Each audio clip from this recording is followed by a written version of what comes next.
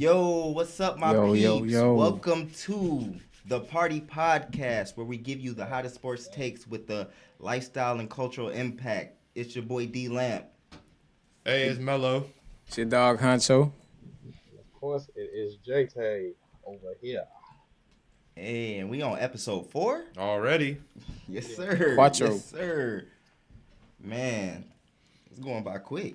I like it, though. I like it. Hey, you know what I mean? That's what. Hey, when you get a good thing going, it go by quick. Yes, sir, man. I mean, How y'all boys feeling? Everybody good? by the time everybody listens to this, new month, fresh start. So, bringing in April the right way, very important month. Shout Yes, out to all sir. my Yes, April sir. babies, Best month of the all year. April. Huncho in April, Melo in April. So we gonna have We got a lot of April Nah, kids. Melo this weekend. Oh, Yeah. Shout Melo out, this shout out. weekend. happy birthday, happy Oh yeah, birthday. we finna turn up. It's the Hey, weekend. I really like, and this is no cap. I really do appreciate you guys. Shout out Remy. Shout out Jay-Tay. Shout out Van. Shout out D Lamp. Like, I really do appreciate you guys. Right now, if you're listening today on April 4th, Sunday, April 4th, it is my birthday. Like I said, I really do appreciate you guys. All those that are tuning in, all those that are taking the time to support the Party Podcast and Flyer Pop and anything of this nature. I really do appreciate it. Like I Yes, said, sir. man, I appreciate all the love coming today. Yes, sir. And we're actually recording. Today is Thursday. You guys will be hearing it Sunday, April 4th, and that will be my man. my guy 4494, birthday. baby. my guy Yeah. birthday. Shout out Aries, man. Shout out Aries. Hey, shout out Aries all day. I wonder what Justin LeBoy gonna post about y'all. Hey man, shout out Justin LeBoy, bro. Respectfully. Look, those that been those that has been following him since the beginning. Like, we done seen his rise to where he's at now. That's Man. what's up, man. Like, he took a platform, took it to where he wanted to take it to, and now he got his own show. So that's what's up, man. That is what's up. That's what's Listen, up. that's the ultimate dream of social media, is to be able to turn it into a platform that can get you to that next level. So Yeah, that's definitely what's up. That's man. what we striding for. That's all we striving Man. for. But let me start it off real quick. Our cultural and lifestyle segment is going to be about music and how it might influence the athlete or just a regular everyday person.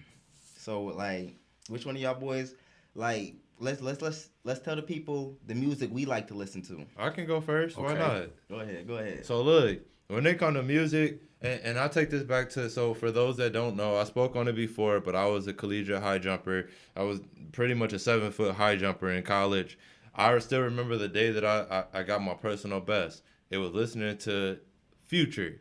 You know what I mean? Yeah. So it was listen, I Boy. can't make this up, bro. March Madness. I was at Ohio State. I was jumping at Ohio State at the Jesse Owens Invitational, bro. March Madness was playing in the background. I was like, yo, there's only one thing to do in a time like this, and it's that time. You know what I mean? So all that work, hard work, and energy went into a great effort, and to me, I still don't think that it wouldn't have happened without having, one of my favorite artists of all time playing in Future. Future, obviously, like I said, played a big part for me as far as collegiate sports. But then I got other guys like Kanye West. Yes, sir. Kanye, to me, as a musician and as a producer behind the track, you can't have a debate about music, about a debate about GOAT, any of that without Kanye. So I definitely always will appreciate what Kanye has brought to the music scene, the music industry.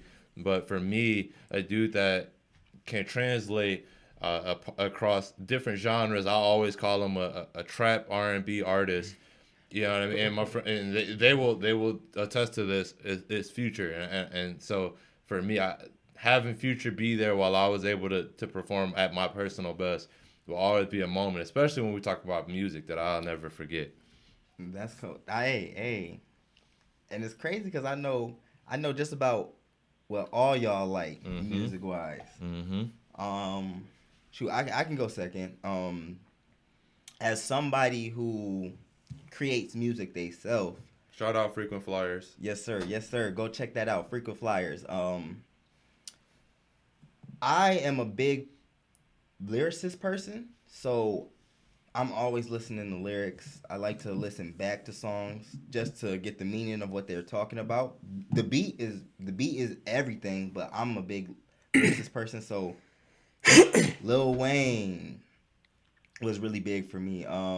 Drake is like my favorite right now. J. Cole, Kanye, you got all those people like that's like really giving you a message like inside what they doing and like the music they providing for the people. So like I'm really big on lyrics and I try to at least when I make music, I'm big on that too. Try to at least give the people something that they can listen back to and be like, "Oh, I ain't know that's what he meant by that when you heard it the first time." So, I'm really big on lyrics and I really think that like giving the people a message is something that inspires other people. So like when like tying this into like the athletes, when a lot of people like whether you're playing basketball, football, baseball, tennis, whatever, Track.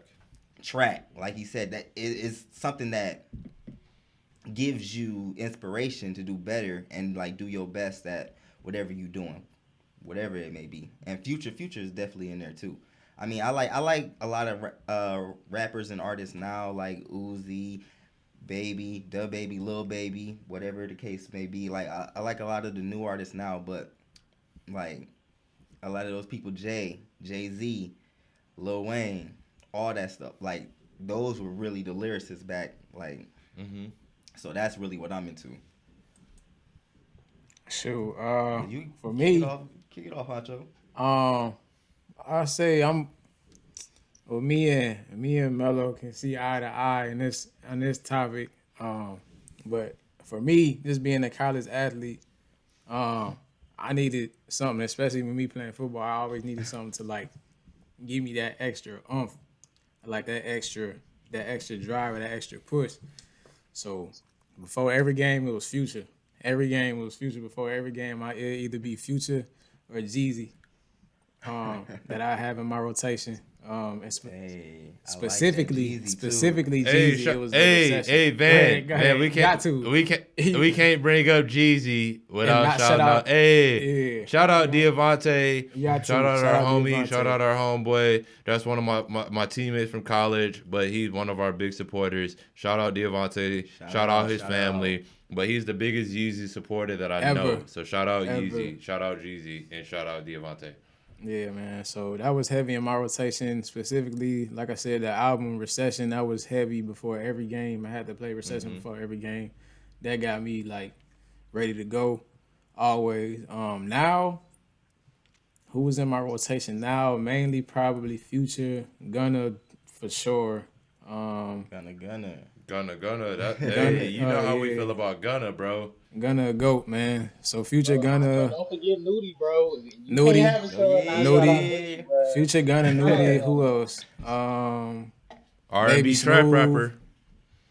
Baby Smooth. Shout out Detroit. Yeah, man. I got a lot in my rotation right now. So yeah, I Hey, love I like music. I that. I gotta like that, listen and to music I'm the every same day. way. I'm the same way. Because as an artist, I like to try to listen to as much as I can to like give me a wider palette of and a variety of ways to like make music. So, and I Facts. know all of us are that way. Like we listen to various artists, Mm-hmm. everybody. But go ahead, Jay-Tay. My bad. you good, Honcho? Yeah, yeah. Go ahead. What you got? Well, yeah. Just a quick funny thing about us. When we play 2K, Overwatch, whatever video games, we play. Honcho 9 times out of 10 is usually our DJ. So, music is just synonymous in everything. I mean, you got like Dame Lillard. A lot of times when we play 2K, a lot of the times how we remember 2K and we remember Madden's is the soundtrack on them. Just So. by the I soundtrack. just Yes, think, yes. music is just so important just to, just movement in life as a whole, you know what I'm saying? So for me, honestly, it's all the guys you said, but I'm more like when I work out or when I'm doing something, you got certain type of songs. So definitely I got all those guys in rotation. But like if I'm thinking like before a game, pre-game, like when I was in high school, I'm definitely listening to Jay-Z Encore. That just, pumped me up, got Encore in my ear. Of course, me personally, that's when Chief Keef and all of them was banging, coming up. So, I like the Facts. Gets Real music. But like after a game and stuff, that trap R&B, like Melo said, I love Percocet and Stripper Joint. Lampa Tell You, Man. that's one of my favorite songs like Bro, ever. that And song is so underrated. oh my God, bro. We go all day on this. We can go into But all of literally, that. J. Cole, definitely Too Deep for the intro. Friday Night Lights, I'm listening to that before I work out, during the workout, but Pooh Shiesty, Lil Baby, Nudie. It's a lot of heavy cats out here right now. So I'm just, I just love music. And one thing about me and Mello especially, me and Mello are throwing the old school jams too. So, Oh we want yeah. to, Oh get yeah. the We vibe keep it and, old school. just keep it smooth, we'll throw on some old school. But yeah, man, I think what we should do, fellas, I think we should create a party podcast playlist and put it Playlist. A out. So Yeah, playlist. I think we should do that'd a be Ooh. bunch. fire. So I Ooh, think that'd that's be something we should dope. work on for sure. My music That'd ain't gonna be definitely nothing be but dope. something that's ratchet. Hey, My you music know what gonna I'm be gonna straight play? ratchet Hey, music, bro. hey, Van, what happens when I play Hendrix? You turn up. Oh, Turn up. Hey, I could just the drop the hand mic go on up, Hendrix. boy.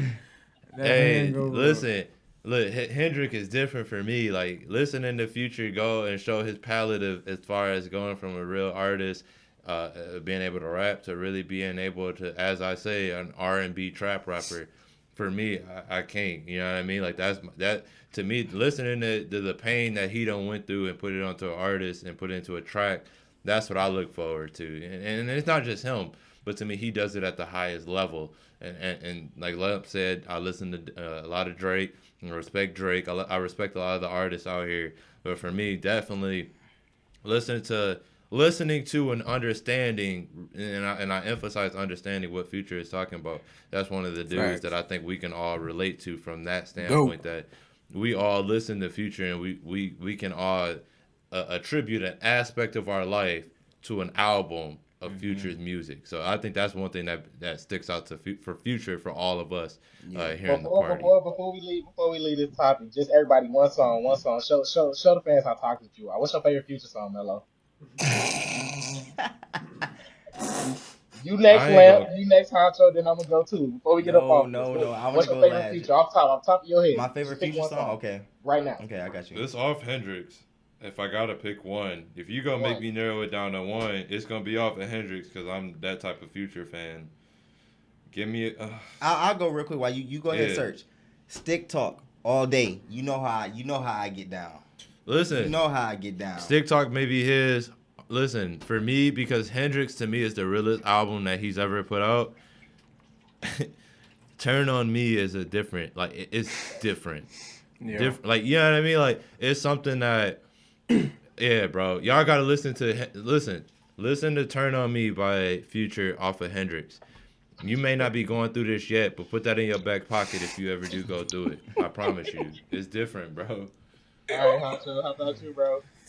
Favorite Future song? It's so many, bro. I could go all day. It's hard, bro. I know it's hard. Try to get it. I'm real gonna quick. go. I'm gonna go probably. Just cause this is one of the songs I listen. This was the main go-to song before every game for sure. And even now, like this song be turning me up every time I hear it. My Savages, bro. That song goes My savages, my savages. stupid. Go ahead, Jay. I'm Go always ahead. What dressing you fresh got? What you in got? a mannequin. I grew up in. All right, let me stop. I sing this whole song on here. What you got, Jay?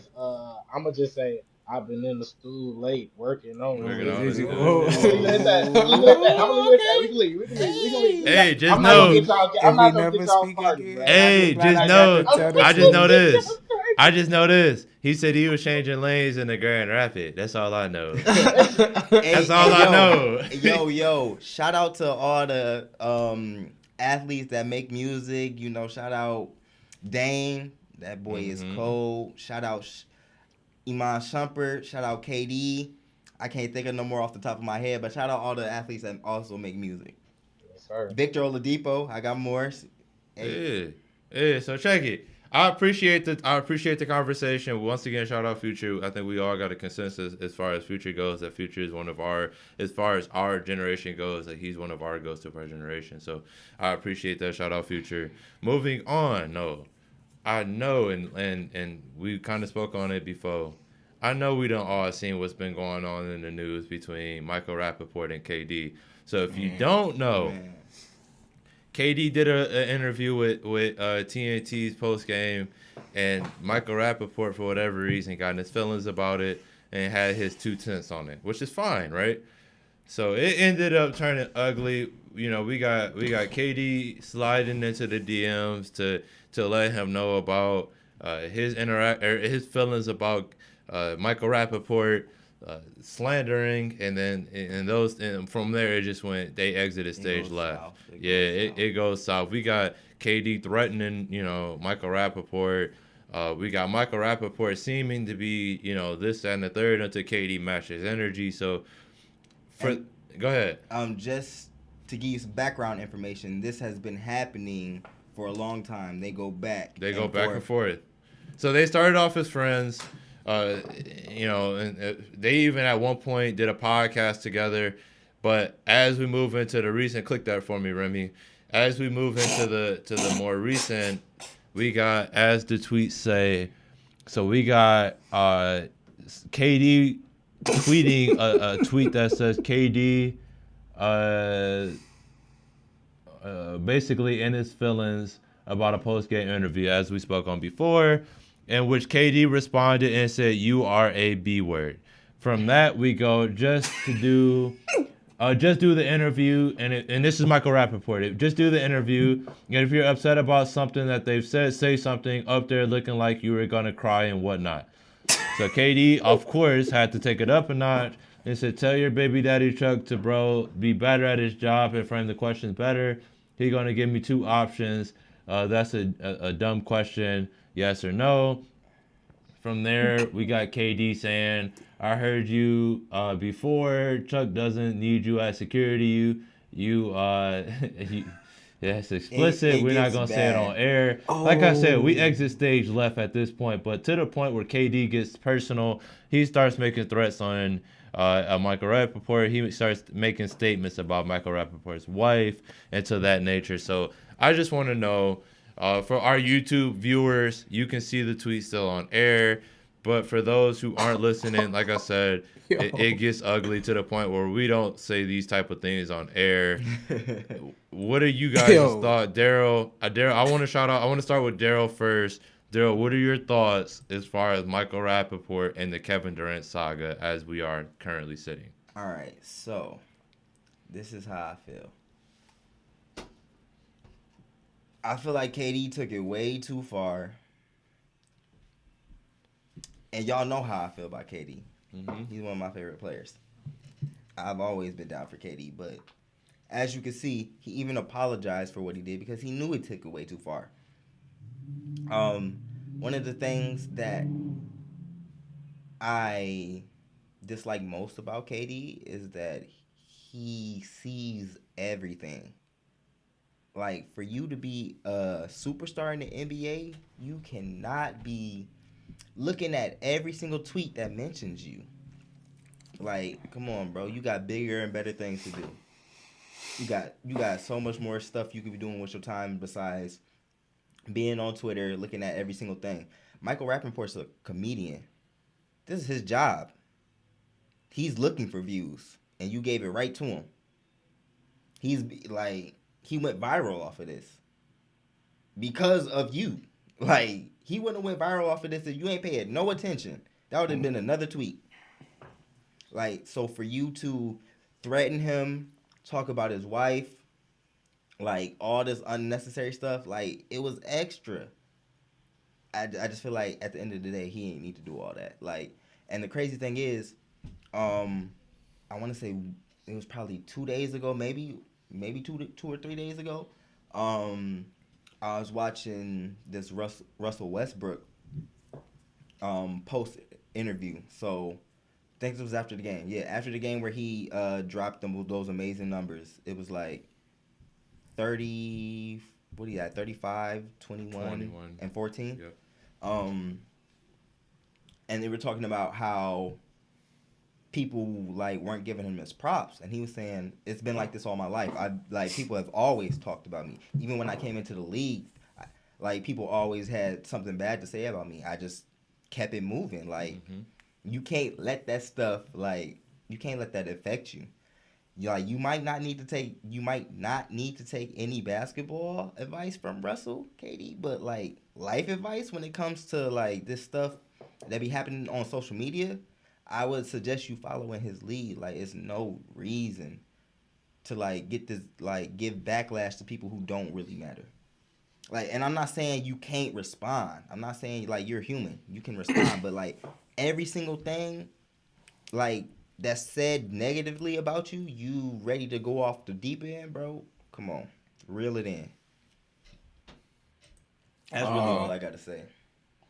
yeah, to piggyback off Lamp's point, my thing is, bro, as much energy as you putting in to write this message out, you could have easily just not said nothing at all. Like, it's one thing, bro, to like we understand like as guys, you know, we joke around, we talk about each other like that's just on some joking stuff. Like that's just how we are. That's how we bond with each other. But when you start bringing other things into the equation, like people like they wife and like everything like that, like you going too far, bro. Like at some point, you just got to know where to draw the line. And the fact that he just continues to go back and forth with him like that, and he not even saying nothing back, he just typing to him like, "You're doing too much, bro." Like I don't know. I don't.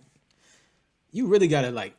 This is something that KD really like took out of his time to do. Like he really like went about doing this. Like this is not something that you just don't think about. And like he actually took the time to do this. Like Yeah, man. You there's really no. want to fight Michael Rapaport? That's what I'm saying, bro. Like why are you? You're at this prestigious level of your career. Like you too old to be acting like this, bro. Like you're too old for this. And I watched something with Nick Wright, and if you aren't familiar who Nick Wright is, he's an analyst on ESPN. But pretty much he was saying that Michael Rapaport is somebody that, you know, this is what he does. He's a social media person that he'll respond or comment on people and tag people and stuff, and just to get a reaction out of them. Like this is what he wants people to do. Nick Wright said he always posts or tags him in things, and he just never responds. Like you don't have to say anything back, bro. You cannot respond and just say nothing. If you know you're not gonna say anything good, and just don't say nothing at all. Like this is what he's trying to get out of you, or this is what people want from you. You just giving them what they want. Well, here, because first of all, I'm just disappointed in the situation as a whole because Yeah. Michael Rapaport gets a lot of his following, and not all of his following, but he's backed by a lot of our people. You know what I'm saying? A lot of African American people, a lot of minorities. Period. And one thing that I really don't just like about the situation is that we're always expecting the athlete to be the bigger person. Like we just had an episode on mental health last week, and I think and that's not to say that it's true because I personally don't know KD, so this is just my opinion. Because as men, we deal with insecurities. We deal with insecurities. You know what I'm saying? And we're always taught, not to act on emotion, but KD's human. You know what I'm saying? So something struck him for him to do all this, and I'm total agrees with you, Huncho. Like you don't go about it like this. You don't keep messaging somebody if they're not responding to you. But my thing is too. Clearly, it was something deep, and like I said, we may not all know the whole story, and this still may unfold. But like, let's keep it G, bro. Keep this off of social media. Like Lamp and Huncho just said, this man is a comedian, so he's looking for a viral moment. You know what I'm saying? That's how they put money in their pocket. That's how they feed their families. You know what I'm saying? By bringing their comedic genius to the forefront. You know what I'm saying? So you were going to get that attention from a situation with KD. So my thing is, why not be men? Y'all both stay in New York. KD plays for the Brooklyn Nets. Michael Rapaport is from New York. Like, I was even, watching in the little first take clip, and that's what Stephen A was saying. He was just like, I know these people. I've walked up. I didn't shook hands. I didn't talk with these people. So my thing is clearly they've had enough access to each other. Like this is just my thing, fellas. Keep it off the internet. And the reason why I'm mad at KD is because KD, you have more to lose. You have more to lose as a black basketball player who's at the top of his game. Like Melo said, KD is one of the greatest players he's ever seen play basketball, and I'm pretty sure he'll let you know that when he uh says his piece on it. So KD, you have a lot to lose from doing stuff like this.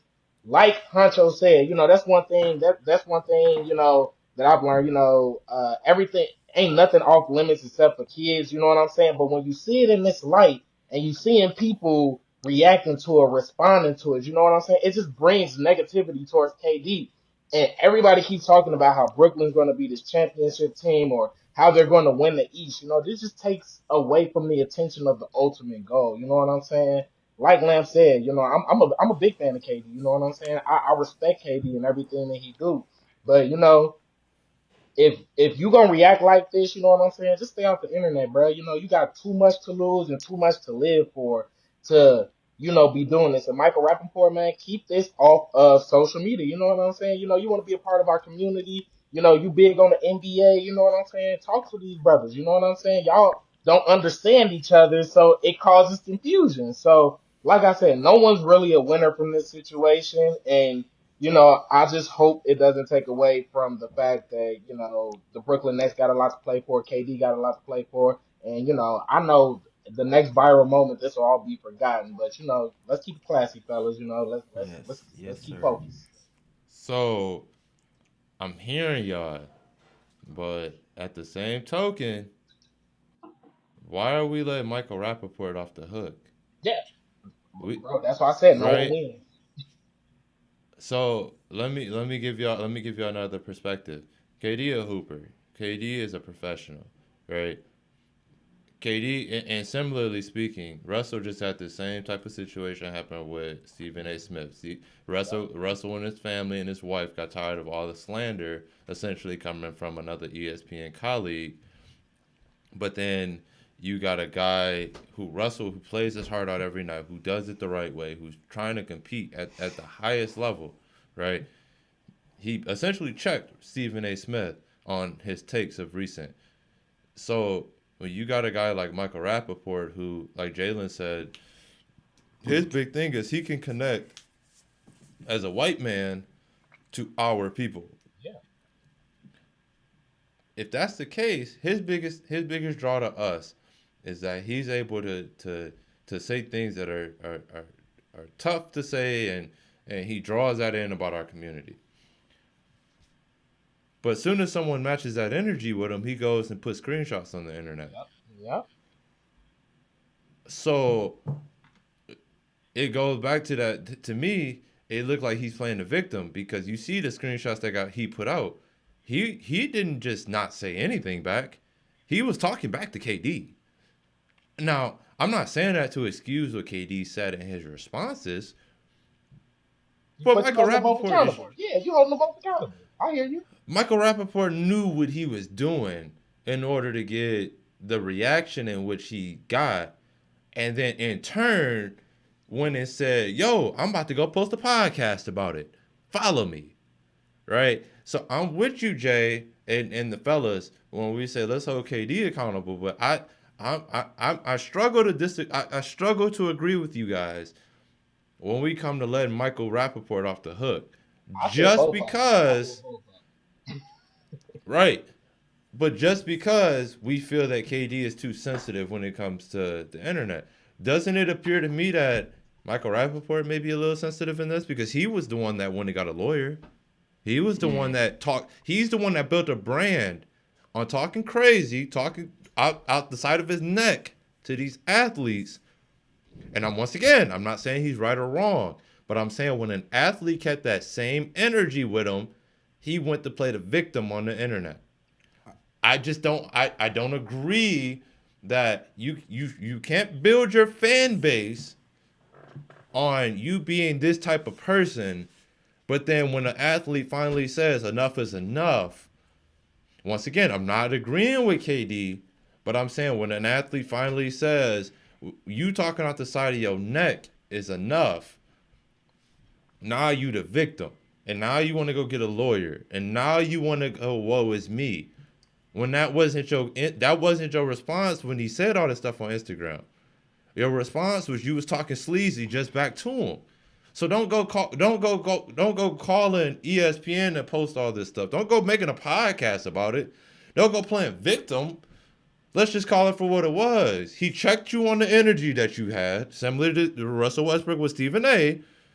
But the difference was Stephen A. addressed it instead of putting fake, or not even fake, but putting social media more to add to what was going on. He addressed it.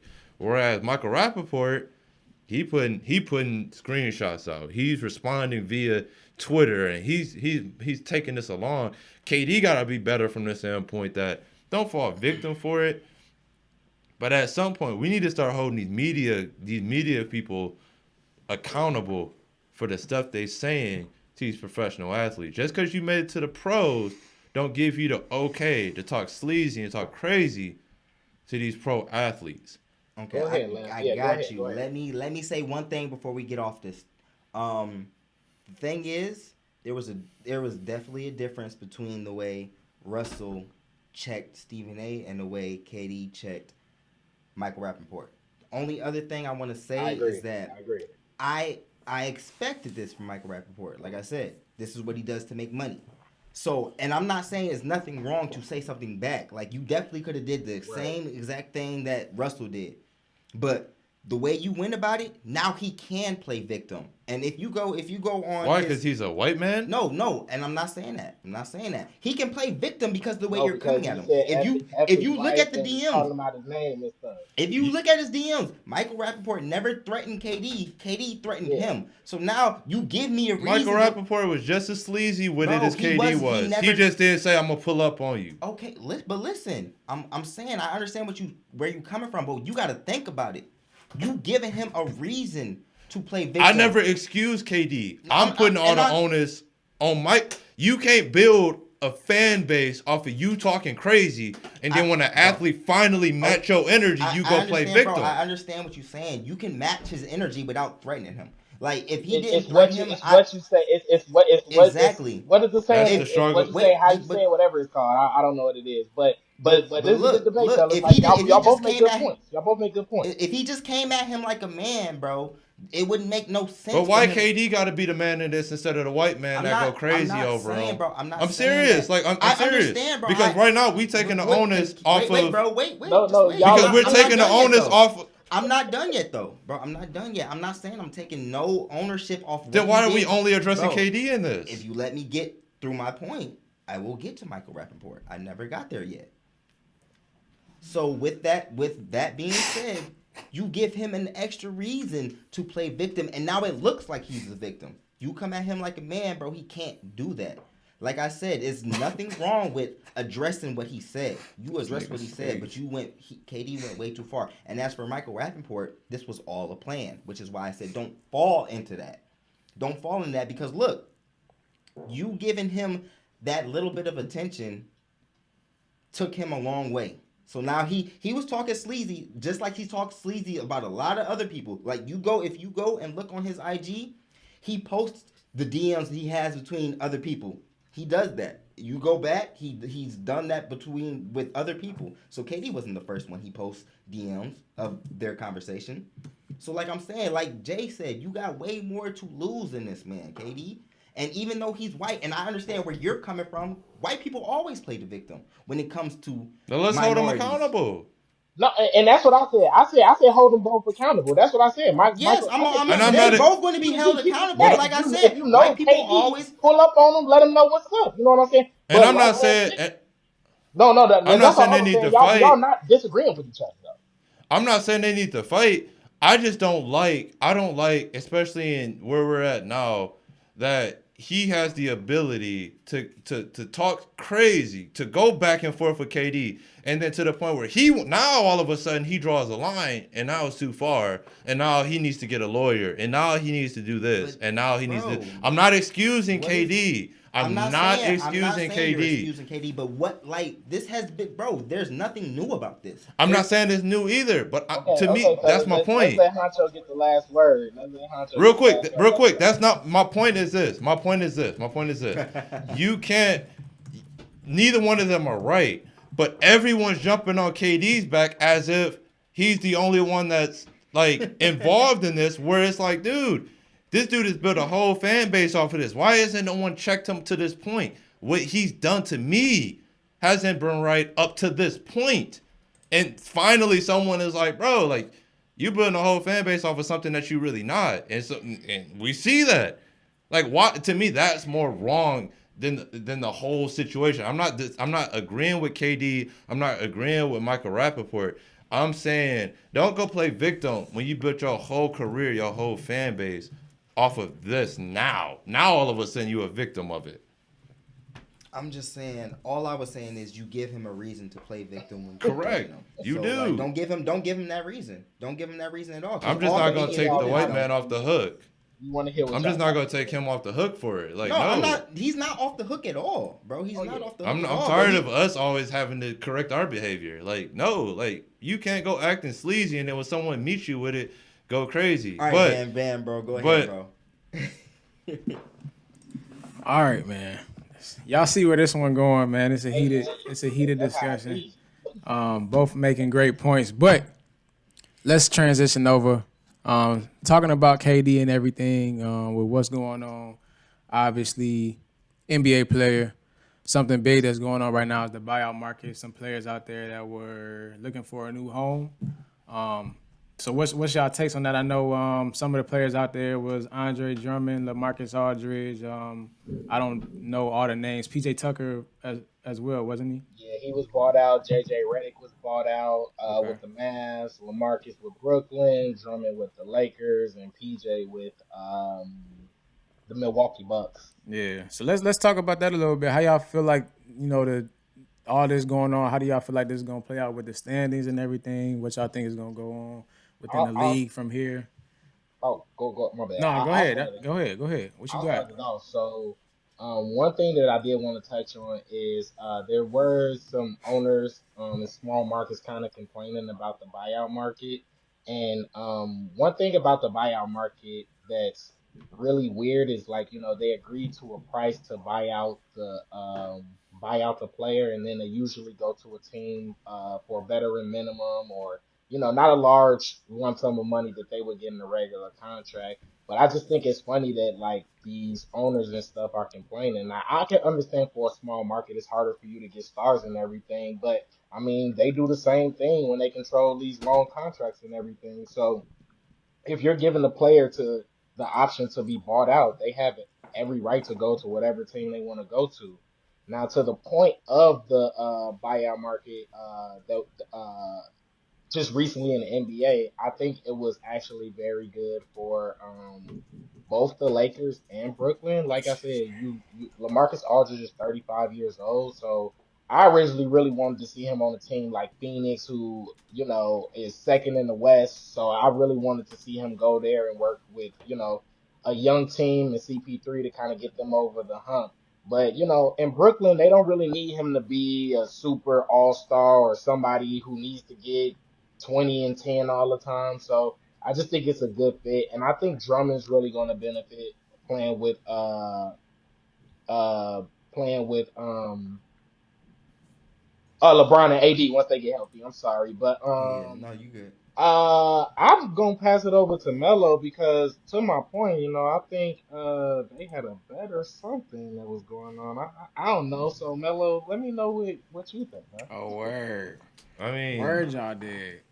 I mean, I won a bet 2 episodes or who knows when I said that Drummond would sign with the Lakers, and it happened.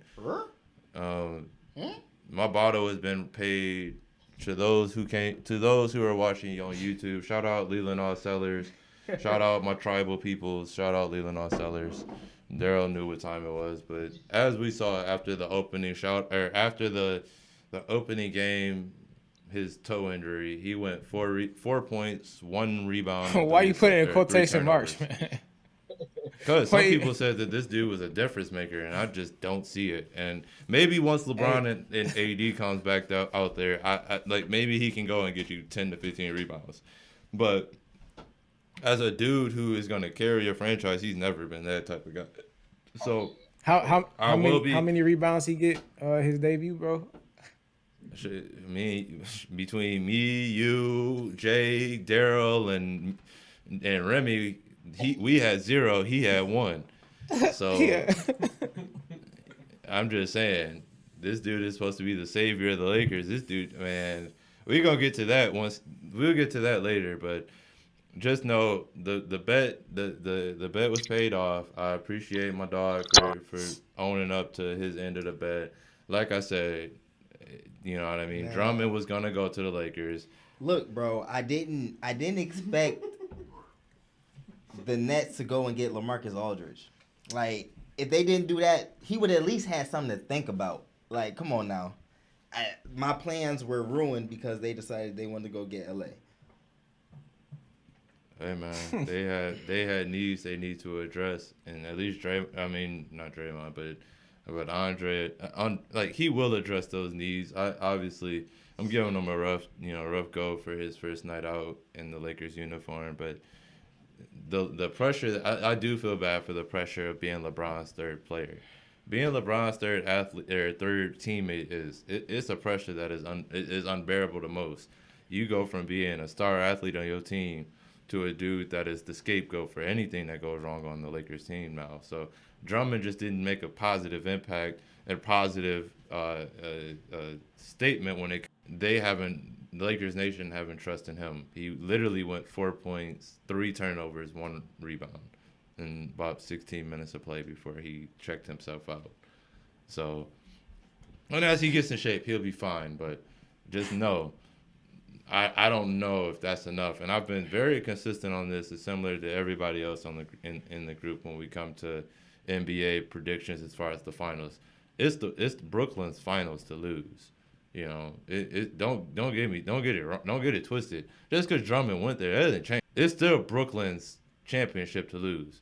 Now, KD has had an extended way out because of Kyrie and James Harden basically taking turns carrying the load, but KD is the ultimate X factor, and no matter what the situation that you put him in. Okay. So, about the buyout market. Like you said, Drummond went to the Lakers, but it was specifically to play a role. Yeah. Which is to his benefit, because like you said, for most of his third players or his third options on that team, it's a lot of pressure because you're expected to bring a certain amount of productivity to the team. Mm-hmm. But at least with Drummond, he's only expected to rim run, grab rebounds, and finish the alley-oop. Or finish close to the rim. So it's not too much expectations on him. Yeah, that's what I think. I don't think it's big expectations. As when you had K Love or Bosh in the lineup, like there were more expectations on them than there are on Drummond. So I mean that's to his benefit.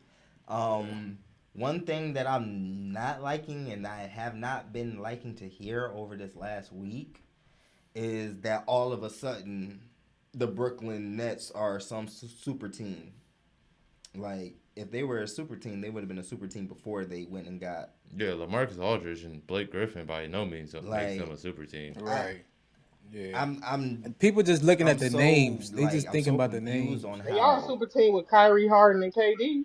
They are. Yeah, with Blake Griffin and nobody LaMarcus was Aldridge. saying that. That's what I'm saying. Nobody was saying nothing about a super team before they went and got Aldridge and Griffin, because everything was, is it going to work? There's only one basketball. They're not going to be able to do this, and now all of a sudden it's unfair.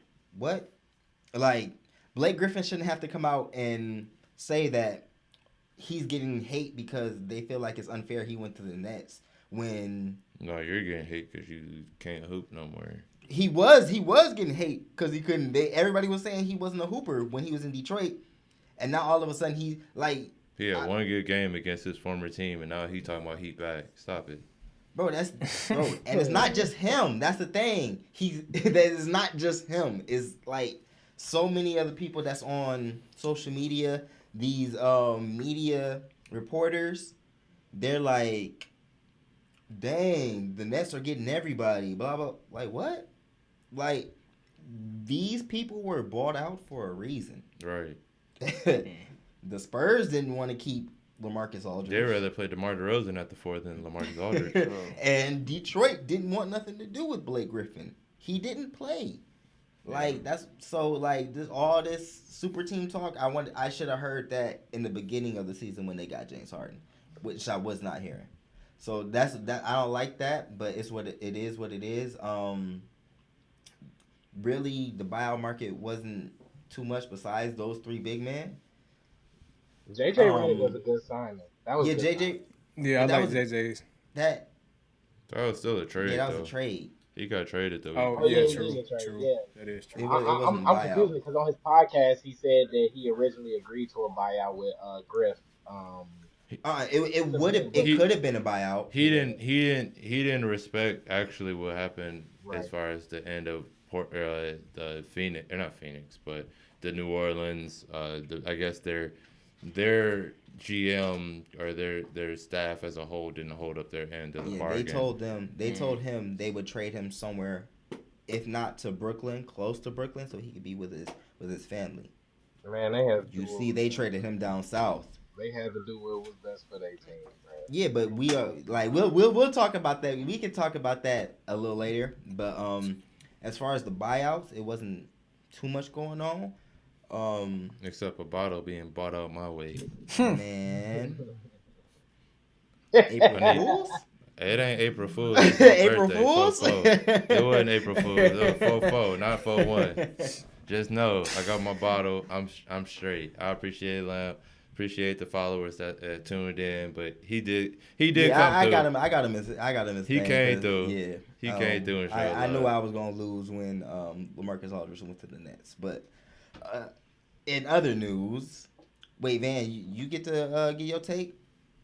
I mean, y'all You pretty go much ahead, do hit your everything. I was agreeing with everything y'all said. Y'all pretty much hit everything, hit the nail on the head with it. Really, I want to hear how y'all feel about how this would affect like the standings and stuff a little bit. If we could talk about that a little bit. Oh yeah, we can definitely get into that. I mean, I think for the Lakers, the big thing was they haven't been playing necessarily well without LeBron and AD.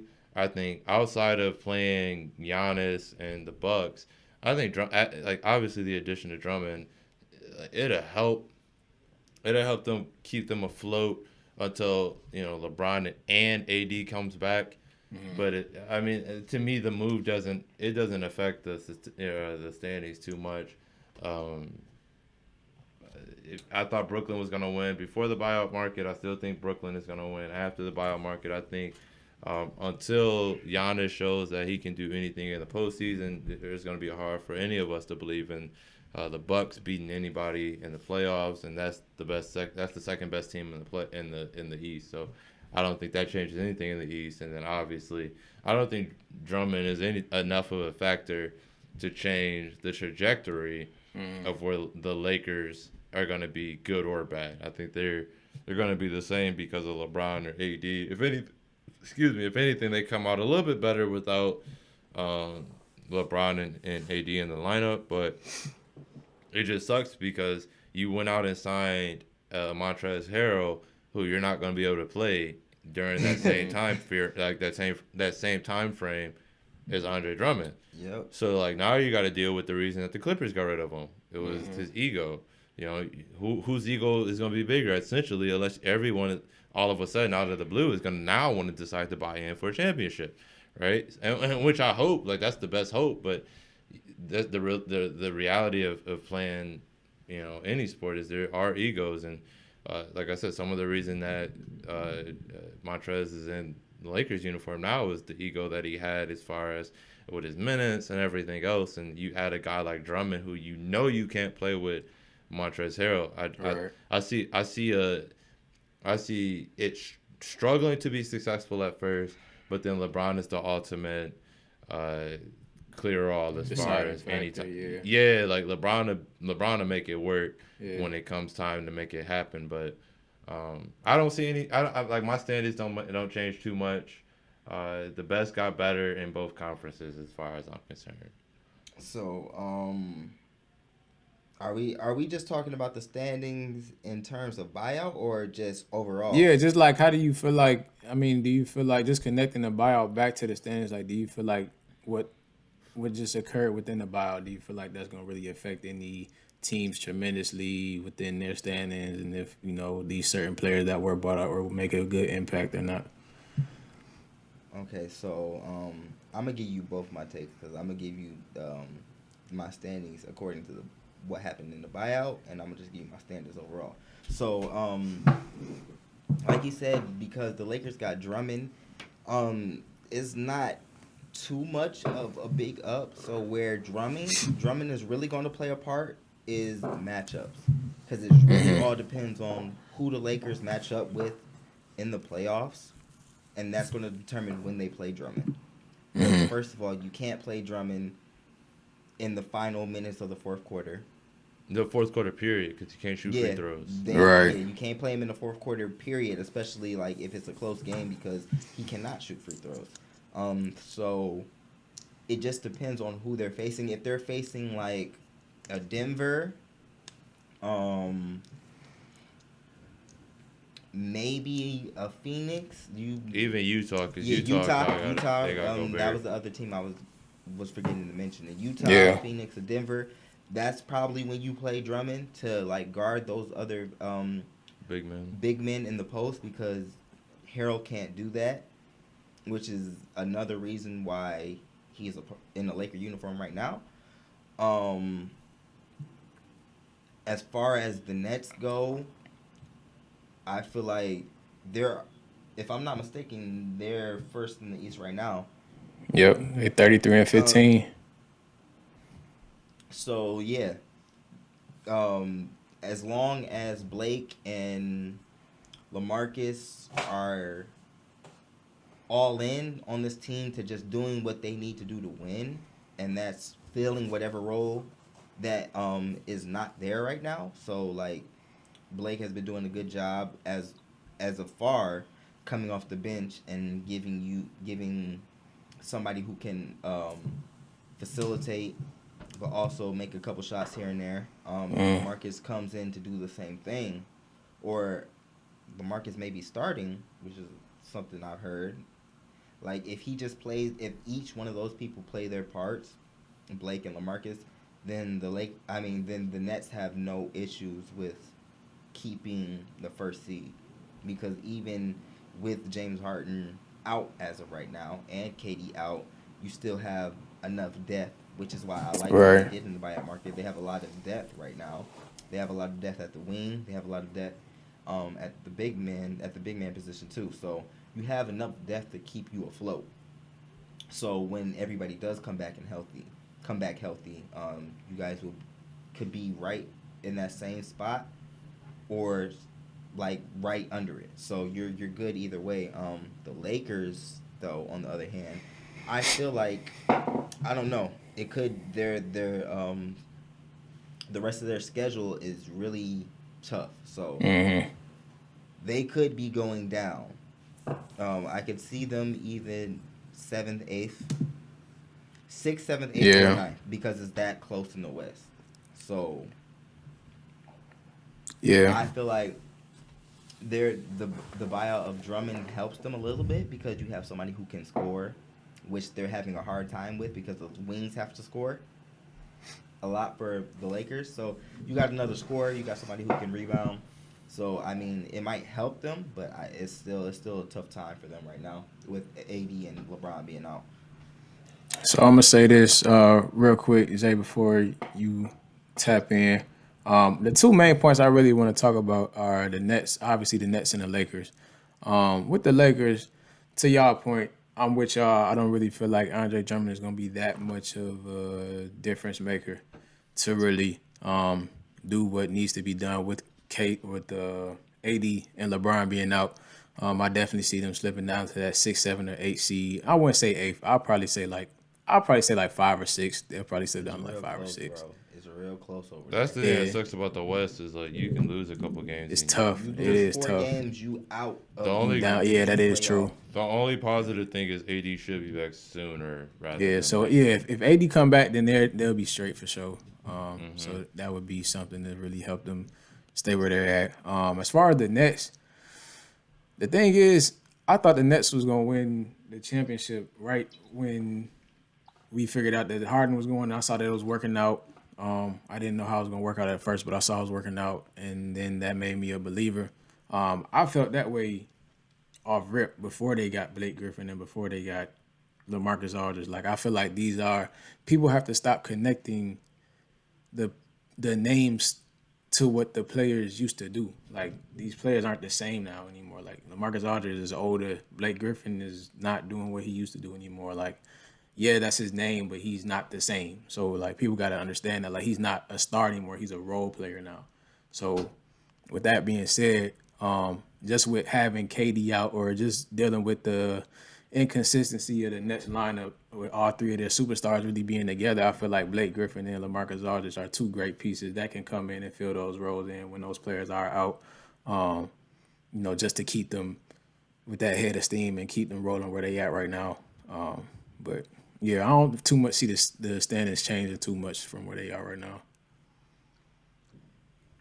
My Go turn. ahead, Jay. What you got? Go ahead. I'm just really shocked at what I'm hearing. Really? From all of you because I know y'all are very savvy in basketball, but I think the fact that LeBron and AD being out is really clouding y'all vision because that Drummond signing was excellent for LA. Period. Because like Melo said, the one equalizer in all of this is LeBron James. So let's give LeBron his credit right now. The third best player on that championship team last year was Rondo. Rondo came off the bench. Lamp just said it too. Matchups matter in the playoffs. So we just said it. Utah has Rudy Gobert. Phoenix has DeAndre Ayton. The Clippers, albeit Serge isn't your typical five, but Serge is going to bang with you. You know what I'm saying? They have Serge Mm-hmm. Ibaka. You got the Mm-hmm. Joker. You got I think Nurk's getting healthy. Nurk should be healthy. I'm not really worried about He's playing right Porzingis. now. He's on the Yeah, yeah, bench. yeah, yeah. So I'm not really worried about Porzingis. Golden State Wiseman is really becoming better as well as the season progresses as well. So my thing is when Golden State was winning all their championships in this past era, it was really, really, really, really guard heavy. And we're still a guard heavy league, but there are big men in the league that can make a difference. They can cause a difference in everything. So I feel like for that reason, is going to benefit the Lakers. You know what I'm saying? Like I said, I'm not even worried about the regular season right now because one thing's for sure, Utah or Phoenix don't want to see the Lakers in the first round. They don't want to see the Lakers in the first round. Like that's a given. So if I'm just strictly thinking on playoffs, I think it's an excellent signing for that reason because LeBron James is that equalizer. So I feel like it's going to work in some way, shape, or form because Bron's going to have to hand in this ball anyway. So Trent is going to get his minutes. And Drummond's going to get his minutes too. Like, we got to think. You guys just said these players aren't, Huncho just said these players aren't the players that they used to be. So, therefore, it shouldn't be a problem as far as minutes because his mindset is he's already bought in on the championship. When you go to a LeBron James team, you're going to win a championship.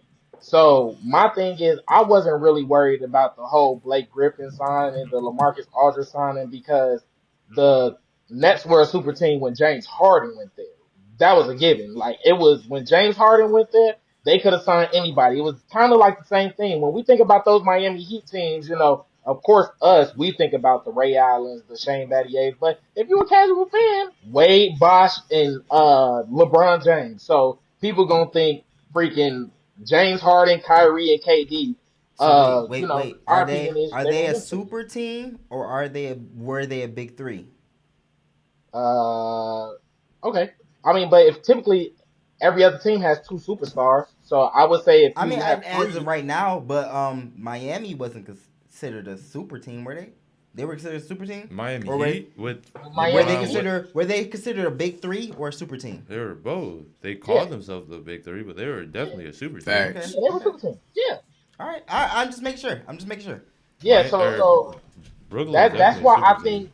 I just think with Drummond being there with LeBron James, I just think that's going to work too. And then I also think it gives Frank Vogel a little bit of leeway to kind of mix and match things. And I feel like this is what this time is perfect for because Schroeder just turned down a deal as well from the Lakers as well. So I'm curious to see how like all those minutes are going to be distributed. But I think it can work for the simple fact that LeBron James is that equalizer. But like y'all said, to y'all point, Denver got a lot better with Aaron Gordon there and everything. So like I said, I'm not too much worried So about the rest of the regular season. It's more so the playoffs for me. And if the Lakers is that 7, 6, 7, or 8, that's gonna be a tough 6, 7, or 8 to play. So my thing was, I didn't say it wasn't going to work. I never said it wasn't going to work. I just said I don't see their standing going anywhere with just Andre Drummond, and now he's hurt anyway. So my thing is playing just as long as the Lakers are not in a play-in game, they have nothing to worry about. But if you find yourself playing in play-in games to get into the playoffs, anything can happen. So If you know you what I'm you take saying. you taking Dallas, San Antonio, Memphis, Golden State, or Sacramento over the Lakers in the play-in I game. mean, no, I'm just saying it takes nothing but Dallas because you only have to lose once or twice depending on where you're seated. So say the Lakers are going against Dallas They're losing for a lamp. playing game. For a playing game. Look, You're a no, betting man. just listen. Just listen. Just listen. Just listen. I'm not saying they're gonna lose. I'm just saying it's a bad it's a bad event for that to happen because all it takes is Porzingis and Luka to play out of their minds while AD and LeBron are still playing into shape. Like last year. No, not last year, but the year before last year when LeBron got hurt and he came back. He was playing into shape that whole time and he couldn't get them into the playoffs because he still had to get into shape. So you go against the wrong team at the wrong time and you're playing in, you lose one, you're out the playoffs. I'm just They saying were it's terrible not a while he good was look. gone, man. They were terrible while he I was know gone. So they were terrible while he was gone, but they were the third seed while he was there before he got injured. exactly. So my thing is now So they're currently when fourth. he came back, no, They're I'm saying when he came back, it's not like they were out of the playoffs. They just couldn't play back into the playoffs. That's all I'm there was saying. also Like, no playing games. That like to your point, there was also no playing games. So my thing is, if LeBron's going against any of those teams, I'm taking the Lakers. but my thing is they were losing when he came back. They were still losing, and all you have to do is lose for a play But game. there That's there all I'm weren't any saying. playing games, so he wasn't playing for anything. He wasn't playing for anything. They weren't going to get in the playoffs that Okay, game. I get what you're saying. I get what you're saying, but all right, I got you. I got you. I'm just Just saying it's a know, bad it's a bad turn just of know. events. Remember, the Lakers have right now the fifth hardest remaining schedule in the NBA. So I'm with both you guys. I'm not gonna They necessarily got to put my prove it. input on it. Yeah, Frank like the Frank Lakers. Vogel, he got to prove it. He got to prove you're a championship Yes, winning coach now, and, so and y'all I'm have not to prove saying it as a team. Just because and I'm not LeBron saying and they them gonna out, lose. I'm not putting my money against them. I'm just saying that's a bad place to I be. get what Daryl's saying. Daryl's saying is at the end of the day, like whenever you put yourself in a predicament to be in a player game, you leave the door open Yeah. versus where we're talking about Jay, where we're not they're gonna already be in it. You don't subject yourself to having to worry about Yeah, playoff they game don't or got nothing to play-in worry about. games, LeBron and Yeah. AD ain't playing. So what they gonna do? What they right? gonna do? And That's my point. but I don't see them also. I just don't see them falling down to the 6, 7, or 8 seed either. AD will be back, even though That's they what I said. have AD will be that's back. We got to see their even health. We got to see how healthy they are. right. Even with all of them being out, I mean they still went and signed the two 6 minute, the top two candidates for 6 minute of the year and got them playing big minutes now. So it's not that they got a bunch of bums just playing right now. Like they just give more minutes to Harrell and Schroeder and say, okay, carry us until AD comes back or carry us until Drummond comes back. So no, I like the debate. I like where that went. That was a really good debate when we come to thinking about where the buyout market will affect the final standings. Van, you got something for us? Facts, man. Facts, man. Let's make a jump over to some NFL news going on right now, man. I'm not sure if y'all are aware, but NFL Commissioner Roger Goodell listed some information out that the NFL season will now be extending the game and be 17 games now. For those who don't know, the previous length of the season was 16 games, where the season would be set up to where each team would be given a what they call a bye week, where pretty much your team has a week to rest and really take off and really regather yourself and then jump right back into it. This bye week can be placed anywhere throughout your schedule. You could be you could have 2 weeks of playing, and then the third week could be a bye week, and then you'll have a stretch of 14 weeks of straight games, or you could be like a team that has the bye week in the middle of the season, play 8 games, have a bye week, and then have a stretch of 8 games. So it really depends. The bye week could be anywhere, but just to give y'all a little rundown on what a bye week is, how that works. So really, in the NFL season, it's 17.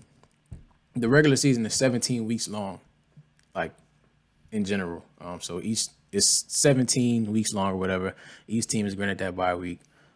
So the final record for each team will come out to a amount of 16 games. So really want to hear y'all take on that, man. How do y'all feel about this 17 game season, this extension of one game? Do y'all agree with it, disagree with it? Where y'all head at with it? Let me hear from Zay first, man. What you think? Go ahead, Jay. The Bears, we voted against it, and I'm totally against it as well. Only from the standpoint too is we got to realize too that they just expanded the playoffs as well. So before the two Facts. best teams used to get a bye week, so now only the best team gets a bye week. Mm-hmm. And football is a full contact sport, and a lot of the reasons why we get robbed from, some matchups or, we want to see a receiver, a corner go at it or a DB go at it, or we want to see, a defense go against a specific offense at full health. It's because, towards the end of the season, your body starts to get that wear and tear. So to add another game to the regular season, like one, I get it from a business standpoint. They just went through a COVID season. So, they just like, adding another game brings in revenue. But I don't feel like it helps with, keeping the players healthy and everything. So that's my whole problem with it is I want to see the competition at its best. And we all know that November, December, and January are the most important months. You know what I'm saying? Not to say every game counts in the NFL, but we know we kick it into gear as soon as November get there because, we gearing for the playoffs. So I just really wish, it had some type of benefit to, kind of give the players, like you said, Huncho. Imagine you starting the season and you have your bye week 3, and you make it to the NFC Championship if you're the Bucks or something. You know what I'm saying? Like that's a lot. That's a lot on a football team. That's a lot on a player. So, like I said, I'm going to enjoy Andy Dalton playing in 17 games as my starting quarterback. But I'm not for it. I'm not for it at all. Okay. All right. So let me just say this. I get where you coming from, Jay, and just let me give you a different perspective. I feel like, and it would be better maybe if you add one more game. And I'm not saying that's just to my point, not to saying they should.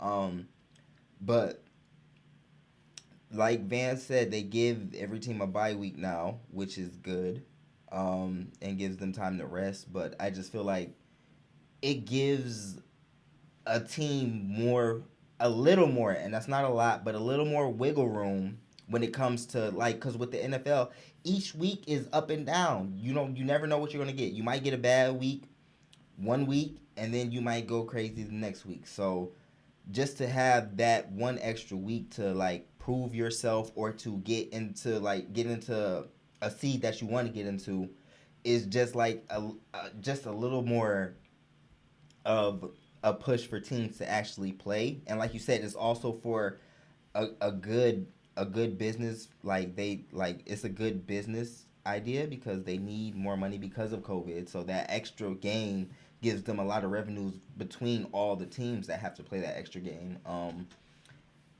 And I just feel like it's just a way to give a bigger sample size of what's going to happen between each team and each player. So I mean, I feel like it's not the worst thing to happen. So I'm not totally against it.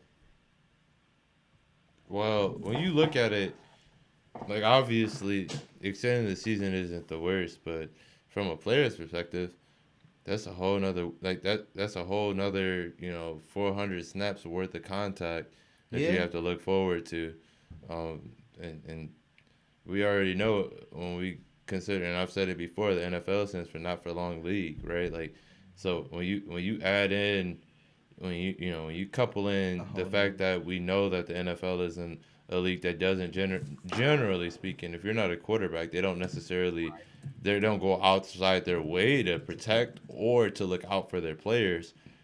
I struggle with the idea. Now, maybe if the NFL was a little different from the standpoint of how they went about paying some of their players, I'd be okay with it. But for a position like the running back position, I would be absolutely against this. You already have it's already the numbers are already against you as far as getting a second contract. Now they want you to take on more hits before you even get an opportunity to take on that second contract. And we all know that's the second contract is where most players make their money. Hmm. So a lot of these guys aren't even going to be in the league by the time these second contracts come around because guess what? All it takes is one play One play. Yep. for a guy. Even I mean, just think about last season, Dak Prescott, who was on a franchise contract to be out the rest of the season, right? That happens to a running back, they're done. We may not hear from them again because the running back position is So such a it's disposable. yeah, it's such a disposable position that they'll bye. We'll see you later. You know what I mean? So I struggle with as a whole the NFL moving to the 17 game season, and I guess it's because I know that the NFL as a general, they're like the people that are making these decisions are greedy. They're not doing this because they see it as good competition. Right, They're just right. seeing the revenue in it.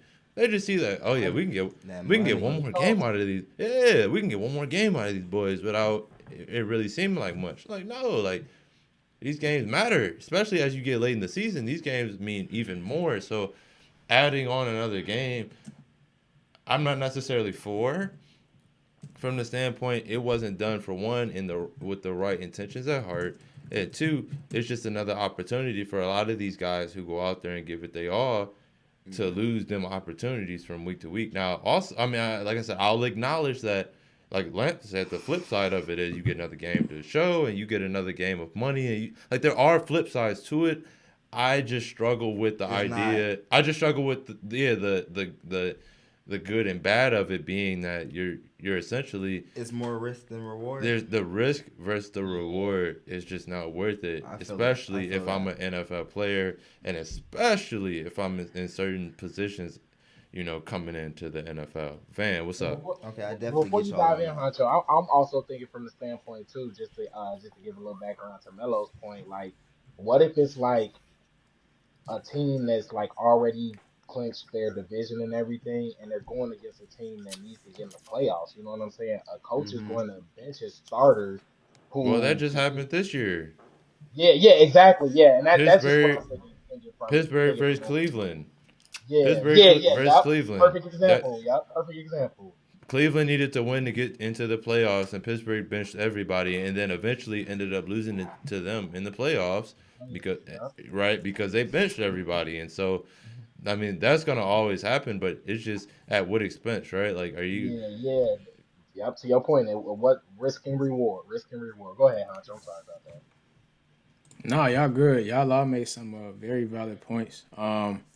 I'm gonna definitely go in the direction of disagreeing with this. I don't agree with the 17 game season whatsoever. I feel like 16 games is perfectly fine. It's been perfectly fine.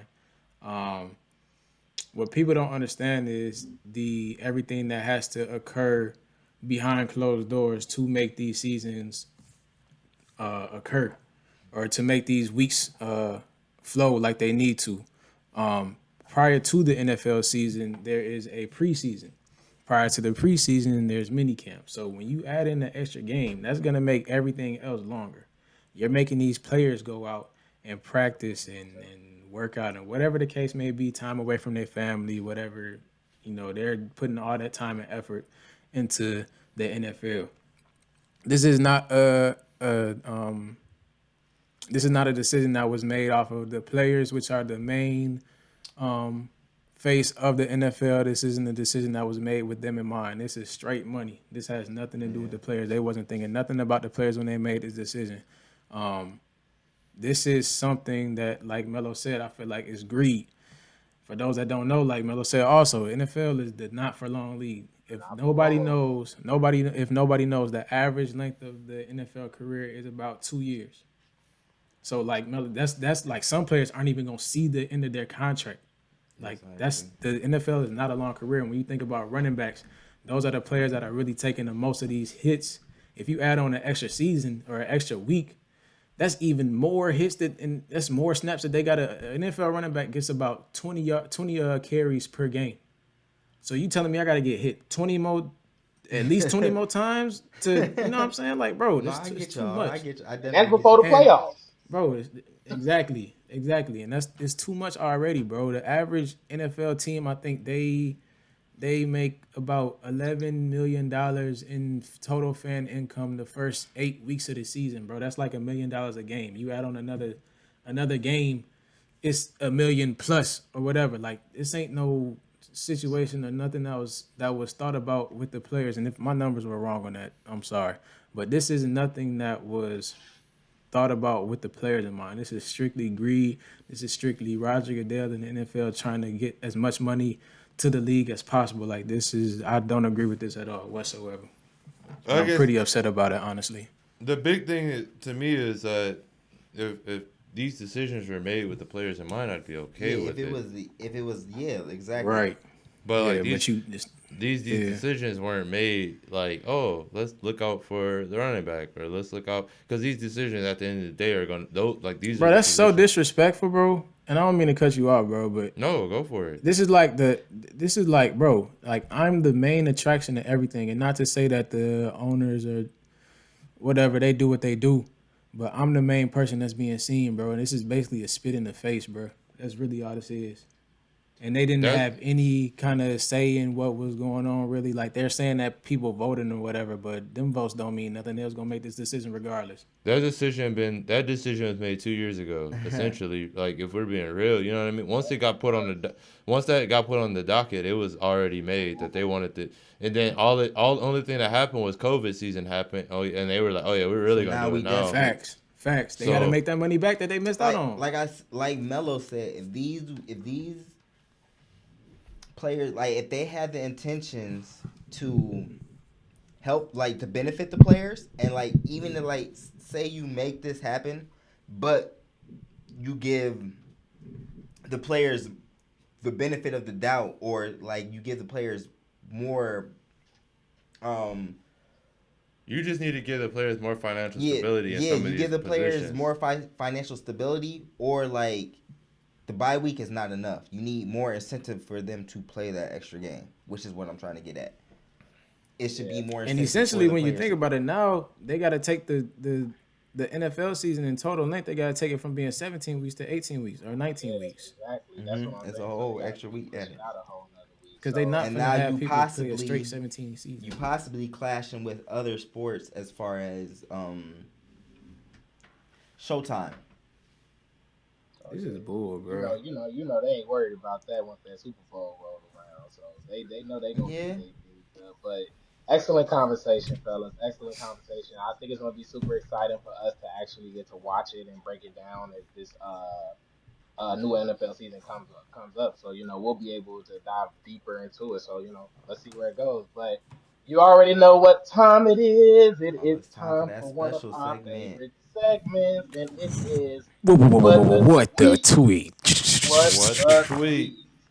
And basically, this is just what we go on social media and we see, what you guys are talking about, what the world is talking about, and we just kind of break it down. And do we agree with it? Do we disagree with it? And we just kind of top it up, like we do on the party. So, Remy, cue us up, my boy, and let's get this started. Let's see what we got. Get it. Oh, we started with me. Okay. All right, so I'm scavenging through Twitter trying to find my tweet, and I found something.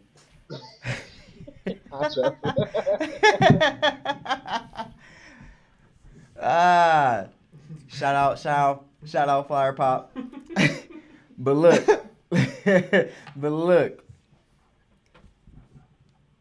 I find this tweet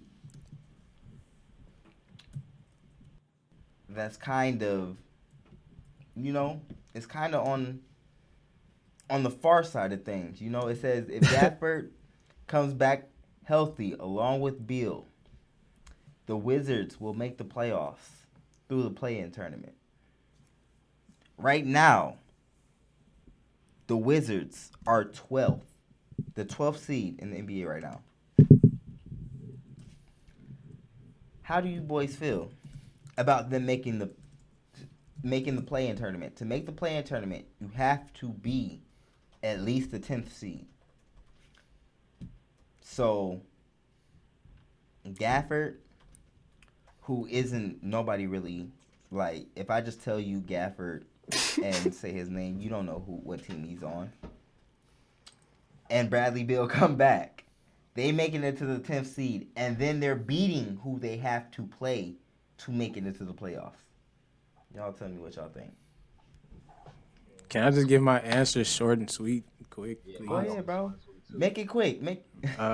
Brody legacy. You gotta delete your Twitter, bro. Burn it. Take it down. He gotta delete his Twitter, bro. Talking about hashtag hot take, bro. No, bro. Bro, he want them to talk about this on First Take. Bro. This man averages 4 points a game. Like, bro, no. Bro, I'm with Huncho. I'm I'm looking at it from this standpoint. You see my hat, gang. So that means if the Wizards get in, my Bulls get out, and I'm rolling with gang. We gonna get it together, and we gonna be in this playing. So I'm keeping it short and simple. Y'all, Lamp knows especially how much I love Russell Westbrook. Like I go to all his games and everything. That's one of my favorite players. You know that's I rock with Russ, but Russell here. That's Brody. It's not happening. And another just hot take, Scott Brooks. Scotty. Might be time to go. Get him out of here. I said they needed to get him out of here in OKC. They need to get him out of here in Washington. Get him out of here. Yeah, bro. Y'all, listen. Look, so assuming that they come back, right? That means in order to even get to the play-in, they would have to outdo the Raptors to get to that, and the Bulls to get to that 10th seed. It's not happening. I'm sorry.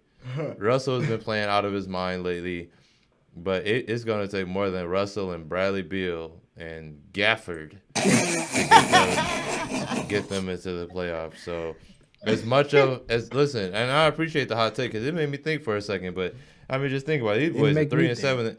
They're 3-7 in the last 10 as it is. So listen, I appreciate what you're saying, but it ain't happening. The Wizards are the playoff hunt, and I think everybody knows that. So look, shout out Brody Legacy. Shout out, bro.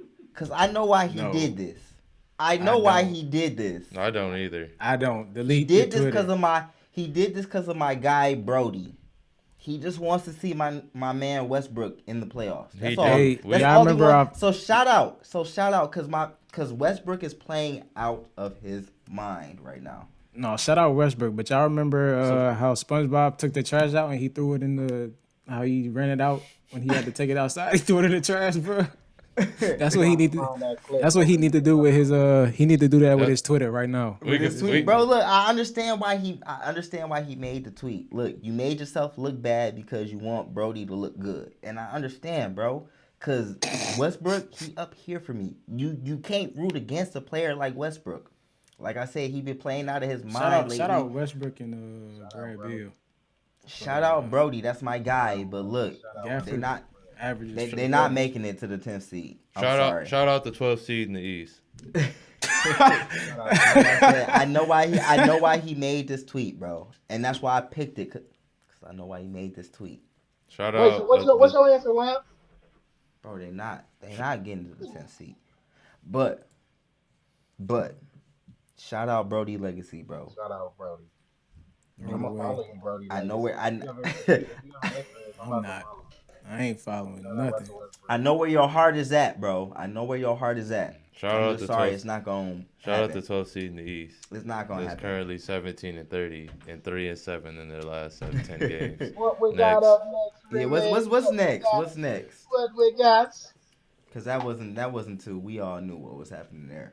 Oh, this one's mine. This one's mine. So this wouldn't be my Oh, choice of players for these specific teams, but I seen this and I was like, it's pretty interesting. It was actually really interesting in them even that's choosing these tough. specific Duke and Kentucky I'm players. sorry. But, This um, is easy. so basically, it says what team wins in the 7-game series. So I was curious to know y'all take. I know we just recently talked about March Madness, and these schools generate a lot of NBA talent. So I am curious. Who do I want to start with? Let's go Melo. Let's go Melo this week. Let's go Melo. Start it off, Melo. I'm already a fan of Duke as it is. And Duke about to run them boys off the court, bro. I'm sorry. What Bro, do you if y'all, think the series would be? What do you think the series would be? 7 Is it a games. game of Like, would it 7? be 4-3, 4-2? 4-1? 4-1? Okay. Bro, like, you got Cat. Bro, have y'all not seen what Zion's been doing? Zion's averaging 30. They didn't even On put Cat. They put Marvin Bagley. Yeah, they put Bagley. That's fine. That's fine, bro. Who's checking Kyrie? And who's checking Kyrie? Jamal Murray? You better stop it. You better stop it. Bro, you got B.I. and John Wall got a Jay-Tay. mismatch off rip. Yeah, bro, I'm sorry. Because whoever but Duke checked winning that. Kyrie, John Wall got to check somebody else, and that's a mismatch. I just know this, bro. Zion is finally coming to his own. Zion is looking like that, like next NBA superstar. He's averaging 30 points on 65% shooting in the last 30 games. What? I mean, as far as a superstar goes, his numbers are finally starting to match his hype. Listen, man, 4-1 at the most, 4-2 Duke's way.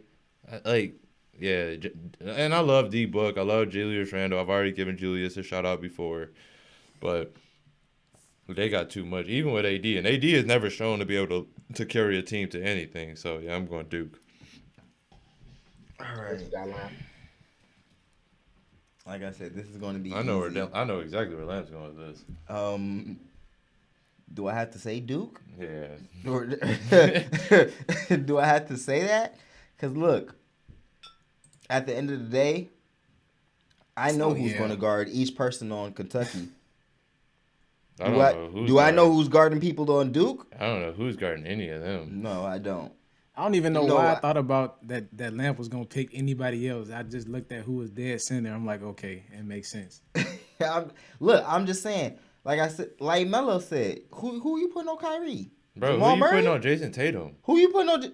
Who are you putting on Bi? Bro, they got 3 guards. Who you putting on Jason Tatum? Who Yeah, you they putting have on BI? 3 guards. Bro, stop it. This is Look, ridiculous. From what I know, small forwards can guard guards, but guards cannot guard small forwards. It's easy as that. Cause you gonna put Booker on Tatum? Bro, What's gonna happen? you know what's going to happen. Who's guarding Zion? 80. Cause then who's John Wall guarding? The only reason this is even available for what the tweet is because Marvin Bagley was on there. And that makes it Yeah, comparable. that makes it comparable. But I have 4 people. I have 4 people. I have 4 people on Duke who cannot be guarded.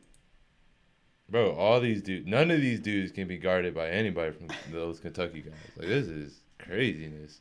Yeah, I mean, I'm sorry, Kentucky, but yeah, I give them 4-2, and that's being generous. that's being generous because That's I'm assuming that Marvin Bagley just completely doesn't show yeah, up. that's assuming that AD is just doing whatever he wants with Marvin Bagley. Marvin You get Bagley 2. was a beast, that dude. He was. He was. I'm just disappointed. saying. I'm disappointed that he didn't do anything in the league so far. But he probably needs some new scenery. He But does. like He's I'm The trying to King- get out. He's trying to get out. Yeah. the gotta Kings get up are out of bad. there. Hey, the Kings are a bad scenery for a lot of players. So I don't blame Shout them. out to the Kings though. They've been playing good basketball. They're Yeah, only a like, game out of recently- that playing game. recently They've been playing they good won the last basketball. Shout 5. out to De'Aaron Fox. They won the last 5 of their 6. Hey, trust me, I've seen Durant. I see Durant up close. I had to play him in fantasy this week, so I know all about what Durant decided to do this week. So What you as think, usual. Huncho? So yeah, Where you I at with take it? Duke. I'm siding with the first two answers on this, bro. There's not even a discussion. Like, bro, they can't guard nobody, bro. You're not guarding Kyrie. John Wall gonna be guarding the flow. I don't know. Like, there's nobody to guard. Like, you can't do nothing. I'm going 4-1 series. I'm not even gonna be generous. I'm going 4-1. Look, man, I try to be nice, bro. When I was looking at the comments of this, people was making pretty good arguments, but they were switching around players as well. If I had to go strictly off this, I just think that Bi and Tatum just takes them over the top with that size and length. So Exactly. that's really what it is. But I just thought it was a good tweet. Like when I was looking in the comments and stuff, people was interchanging some people that would make it seem more even or anything. But when I saw the post, I was like, it's thought provoking because I know you know Yeah, it's how it's y'all a are. good So yeah. post. It's a good post. I just know that It's a good post. It just wouldn't I be a just good know that series. it would be a couple people in the post that can't do nothing. Right. Well, But yeah. yeah, I like it. I like the tweet. I I'm like with it. it. Let's go to the It's next one, right? creative. It's We got creative. next, Remy. Well, yeah. What's next on the board? Yeah. Let's see where we at. Oh, I've seen this tweet too. Hey, this is my tweet, man. So, as all the love that we give Dame, at some point we also got to start being realistic. So the tweet said, looks like Dame has been going hard with the 100 emoji. So it says how it started with one rookie of the year and the most zero sarcastic for tweet everything ever. else. So 0 MVPs, scoring titles, assist titles, conference finals, championships, and 0 finals appearances. And they said the beard wasn't grown. I just But saw that last how's one, it bro. going? I just saw But how it's going? One time rookie MVP, rookie of the year, but again 0 everything else except this time he has a He has a beard. beard now. I just want to talk about it. What's up, let's man? talk about. I like this tweet What's because up, man? because you're being objective about it. Because I know Melo, he likes Dame. Dame is like one of his players. He's one of his I guys. rock with Dame heavy.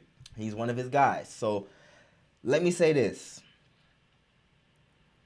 Even though he has not won anything since his rookie year, this man has been balling.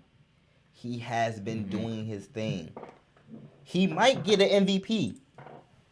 Don't play with that man. Lillard might get an MVP this year. So look, I'm saying that because let's see how long Harden's out. Because my official pick for MVP is Harden. Harden just got hurt with a hamstring injury. So let's see how long Harden is out. If Harden is out for longer than 2 weeks, it's Dame time. I'm telling you that right now. So he going to MVP. It's Dame time. So if Harden's out 2 weeks, he going to MVP. Bro, That's if what if Harden's, bro, don't do this, bro. I'm asking you. Don't. I know why you asking me. I'm just asking. I know Is it yes or exactly why you asking Is it me. yes or no? Because if I say yes, bro, what are you gonna say? Nothing. I just want to No, know. you're gonna say something. I But won't. look, Harden's out for 2 weeks. I'm telling you this right now. What are you telling us? I'm Harden's listening. out for 2 weeks. Say it. Go there. If if the Trailblazers are ahead of the Nuggets, Go all the way there. You're almost there. Say it. Damian Lillard has Come on. You're almost there. he has a 80% chance to win MVP. Go 95. 95. There I'll you go. take it. So he gonna beat out Giannis. Bro. You 95%. Yes or no? The media is not giving Giannis No. bro. So you're not gonna get it. Okay. The media is not giving Giannis I'll a wait. three-peat. I'll wait 2 weeks. And on 2 weeks, listen, y'all got me. Y'all got me here first. In 2 weeks, I want to revisit this conversation. Play back the tape. Y'all say Remy play back the tape. Hey, in 2 weeks, I just want to have this conversation Look, again. I just like want to. being bold, bro. I like being do. bold. Hey, listen, you already know how I feel about it. Be bold. That's why I said go there. If you're gonna go there, go there. Let me chime into this one because I seen this tweet and look, at some point, we are going to have to, like, people hate content in sports. People freaking hate content in sports.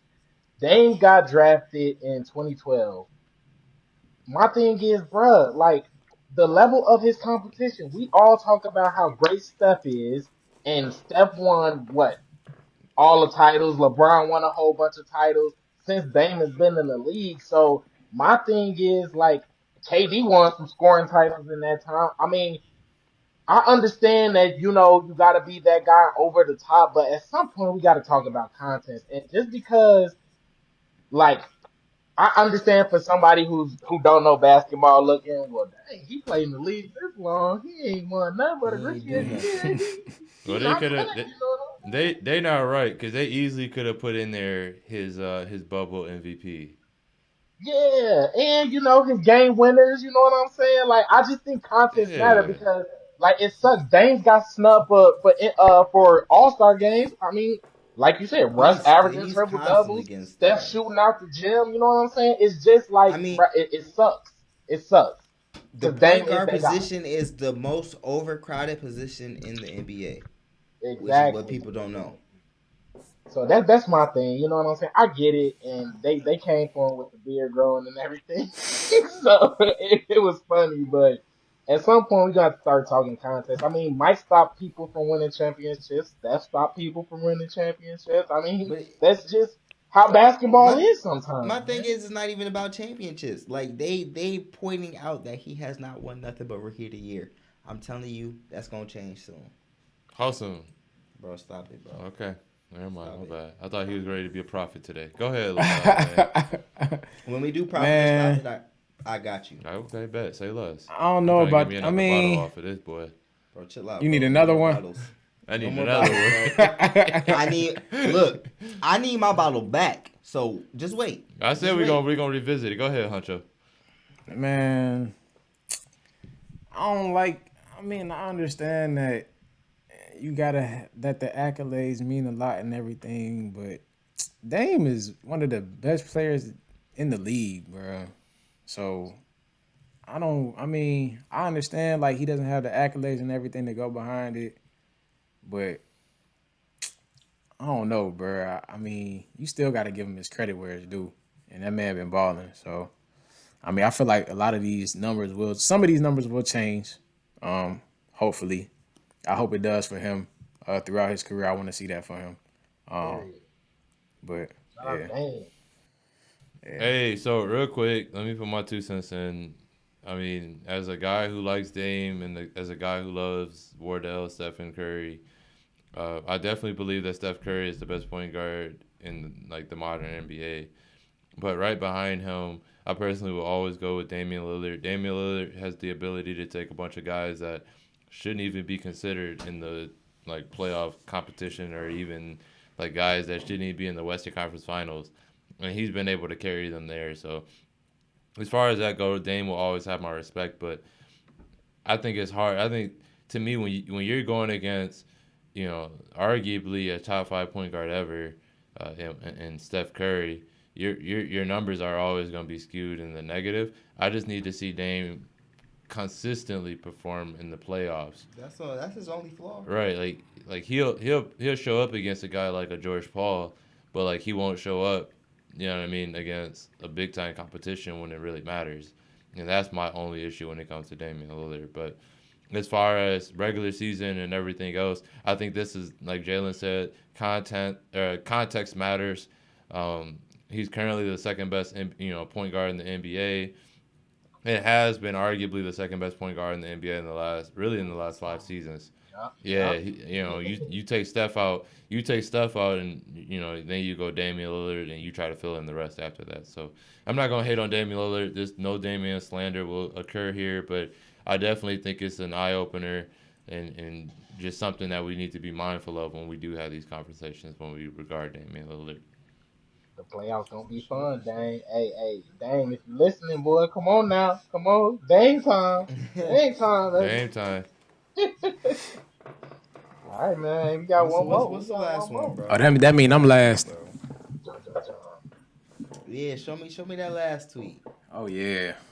So the tweet says, "Who is the best DB of the 2000s?" So before we dive into this, want a quick shout out to Marlon for tagging us in this tweet. That's my guy. Sparked Hey up man, something. you tag us in the tweet. You tag us, and Yeah. you never know. You might be a part of the discussion. So Yeah, I gotta hear your continue. take on this, Marlon. I gotta hear your take on this too. But yeah, don't hesitate to tag us in some stuff. So like, if you got a tweet, tag us in it. We'll put you on it. We'll put you on the episode. We'll definitely put you on the episode if it's a nice tweet. Facts. Don't be afraid to tag us. We'll talk about what y'all tag us in. But who was the best DBs of the 2000s? Now look. So the way I see it, I feel like this was just something that they tweeted and they just picked these 4 DBs to put up here. So if y'all want to pick somebody outside of these 4, that's cool with me. I know who Melo picked. Oh, me too. Who I'm picking, bro? Me too. I'm picking? Hold on, no. Wait. I wanna make this tweet specific, position specific. Let's go cornerback and then we can go safety because we already know what one of the answers is. I already knew. I'm glad you split it up like So let's go everybody. Let's go cornerback first and then let's go safety next. that. Who? I'll start because everybody swear they know up and down who I'm gonna say. Yeah, because we do. Cornerback, Champ Bailey. I'm sorry, in a close second, a very, very close second is Darrell Revis. But I'm gonna go Champ. I think if Champ was allotted the same opportunities that Darrell Revis was had or was able to have, that he would have won a Super Bowl as well. But y'all know who the best defense Go ahead. 2000s. Listen, bro. Let me make Shampoo? sure. Let me make a proper introduction to this man. This is his first time being brought up on this show. Listen, he's a Hall of Famer, first ballot Hall of Famer, 8-time Pro Bowler, 4-time All-Proer, 2-time Super Bowl champion. Listen, Defensive Player of the Year in 2010, USC alum, Dang. Troy Polamalu. Why is he not on this picture, bro? Why?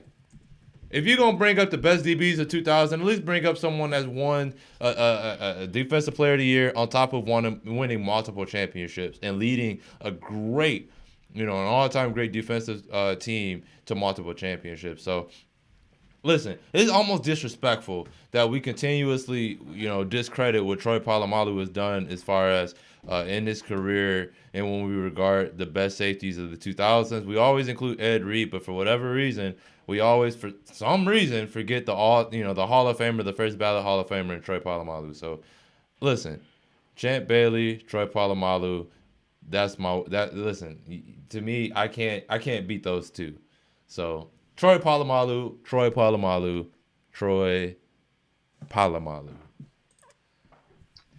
I go. Shout out USC.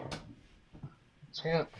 I wanted to pick Champ, but only one person had his own island, and what just from what I've seen, and me actually playing the DP position, I really like to watch Reeves play. So I'm going to go Reeves for the simple fact that he was influential to me personally in defense. You know what I'm saying? So I'm gonna go that way. But Champ was an excellent pick, bro, because Champ Bailey, his career is so underrated, man. And I'm glad you brought him up, Melo. He need his props and he need his respect. And for that same reason, man, Troy Polamalu, I knew you was going there, but I'm gonna go Ed Reed. I'm gonna go Ed Reed. I mean, Ed Reed. When I think about somebody who gonna bring it to you at that too, I'm gonna have to go Ed Reed, man. Like I said, those Ravens defenses are very iconic, in the early 2000s, even to when they won their most recent Super Bowl with Joe Flacco. My boy Ed Reed, bro. I mean, there's nothing more that you can, say about him. And like I said, I like players, like I said, Russell Westbrook. I like players that go 100% all the time. And that's not to say that don't nobody else go 100% because I know Troy Polamalu gives 100%. But I know that man Ed Reed, he coming in head hunting, and that's what I like about him. So I'm gonna go that way. What you got, Lamp? All right, I'll leave Van to go last. So I feel like we all knew Melo was gonna go. Yeah, Troy the whole Polamalu. world knew. Rightfully so. Yeah, it did. No, it's nothing against that. Troy Polamalu, what man is The his GOAT. his resume He's not the GOAT. precedes him. He His is the GOAT. resume He's precedes not the him. best But safety. we all knew that was He Melo's is. favorite player. Strong safety, yes. I'm also go with Darrell Revis. Footwork impeccable. Like I've watched him, and he's done amazing things. Cornerback.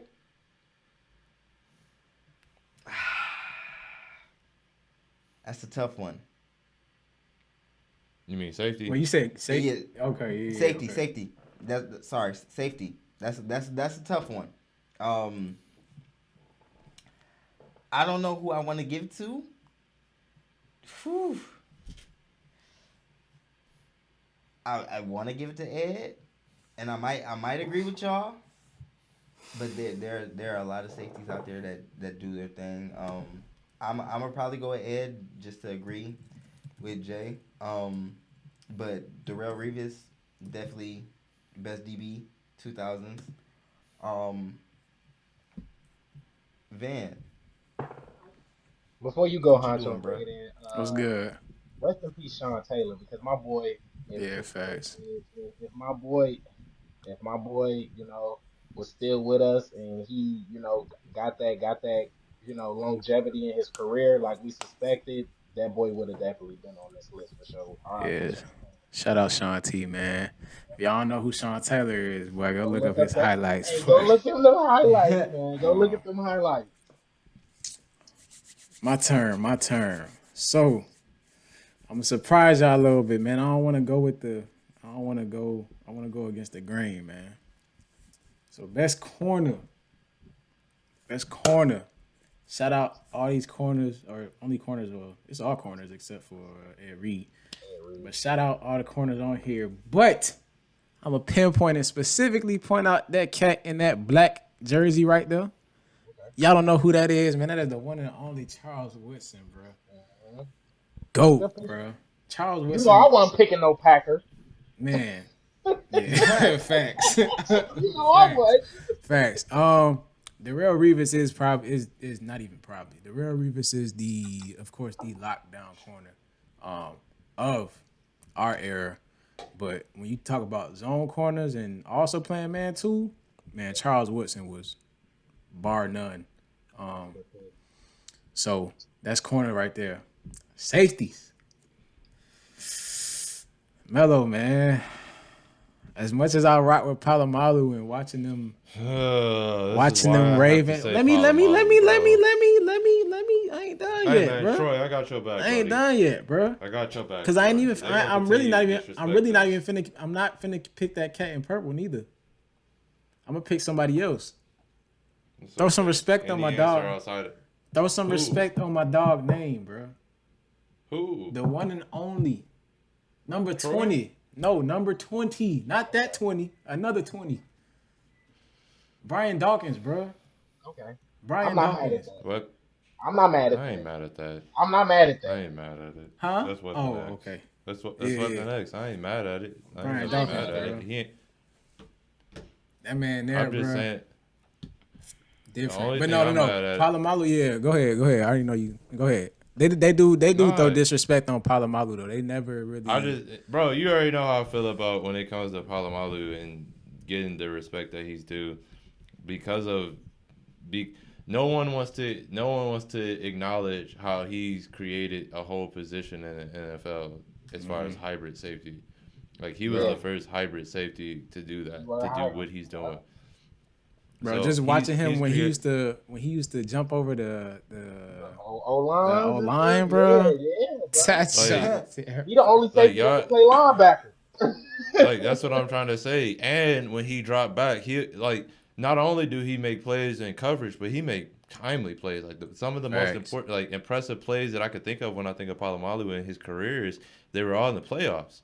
Like we're not talking about just regular. That's one thing I will We're say. talking about matters. a two-time Super Bowl champion, a defensive player of the year at the strong safety position. Yeah. Like that to me, that's just ridiculous. But then even just to counteract the Darrell Revis pick, and obviously Jalen and Darrell went Darrell Revis and Van went elsewhere.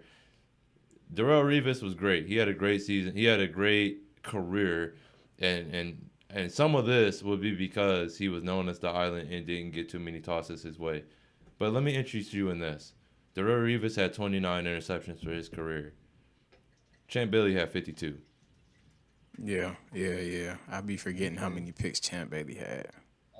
Champ Bailey was a dog. And I feel like a lot of Career's Champ- underrated, man. a lot of with Champ was Darrell Champ Revis, would bro, put- a lot of his is like it was so much around his name though, bro. So like That's what I his said. name You heard what I itself would said. put fear in the quarterbacks that they wouldn't even throw it to. You heard what I said. They knew him. He marketed himself so greatly as far as being called the Island that once think about it, like I mean, some of that the Super Bowl year was the system of playing with Belichick, but after that, I mean, he wasn't an island.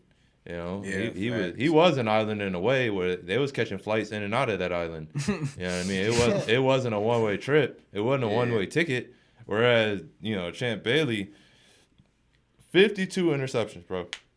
Now I'm not talking about Charles Woodson because Charles Woodson even outdid him in that aspect of it. And granted, Charles Woodson had a much longer, not much longer, but Charles Woodson played a lot longer. Was able to play into a safety. Right, he was able to transition into the safety position. But listen, man, 52 interceptions. Yeah. Listen, he may not have called himself an island, but for those who really follow Champ Bailey, I think it's hard to deny the run that Champ Bailey had as a corner. I think the best thing that happened for Darrell Revis was obviously one, calling himself the Island, and then two, getting that Super Bowl. That's where separated him for the rest of those guys. But and Revis played on good defenses. That's why it was so good too. Mm-hmm. And like you said, Darrell Revis always played, well, not always, but he had a, similar to Sherman, I'm just looking at the tweet, Sherman always had a decent corner in that cover 3 when he was playing with the Seahawks. Oh, if Sherman didn't have that help, he would have been getting torched. I'm sorry, bro. Sherman is a cover 3. That's a whole nother conversation, bro. But. Like Sherman is an all-time great, but he's not. I don't think he's even the best zone corner that we've ever seen. I think Rondé Barber will have a conversation that needs to be had That's about another that. one that people don't bring up enough. That was a good one too. We didn't bring it up. Listen, man, and me and Van, we go as far as corners and defensive backs go. We could talk about defensive backs all day because that's a position that we hold near and dear to our hearts. But like I said, for me, Troy Polamalu, Champ Bailey, those are guys that I grew up watching, especially Troy Polamalu. Troy Polamalu's who opened my eyes to football as a whole. I grew my hair out originally because of Troy Polamalu. So once again, shout out Troy Polamalu. Shout out to Steel Curtain. That's my guy, always friend forever. Like I said, everybody know.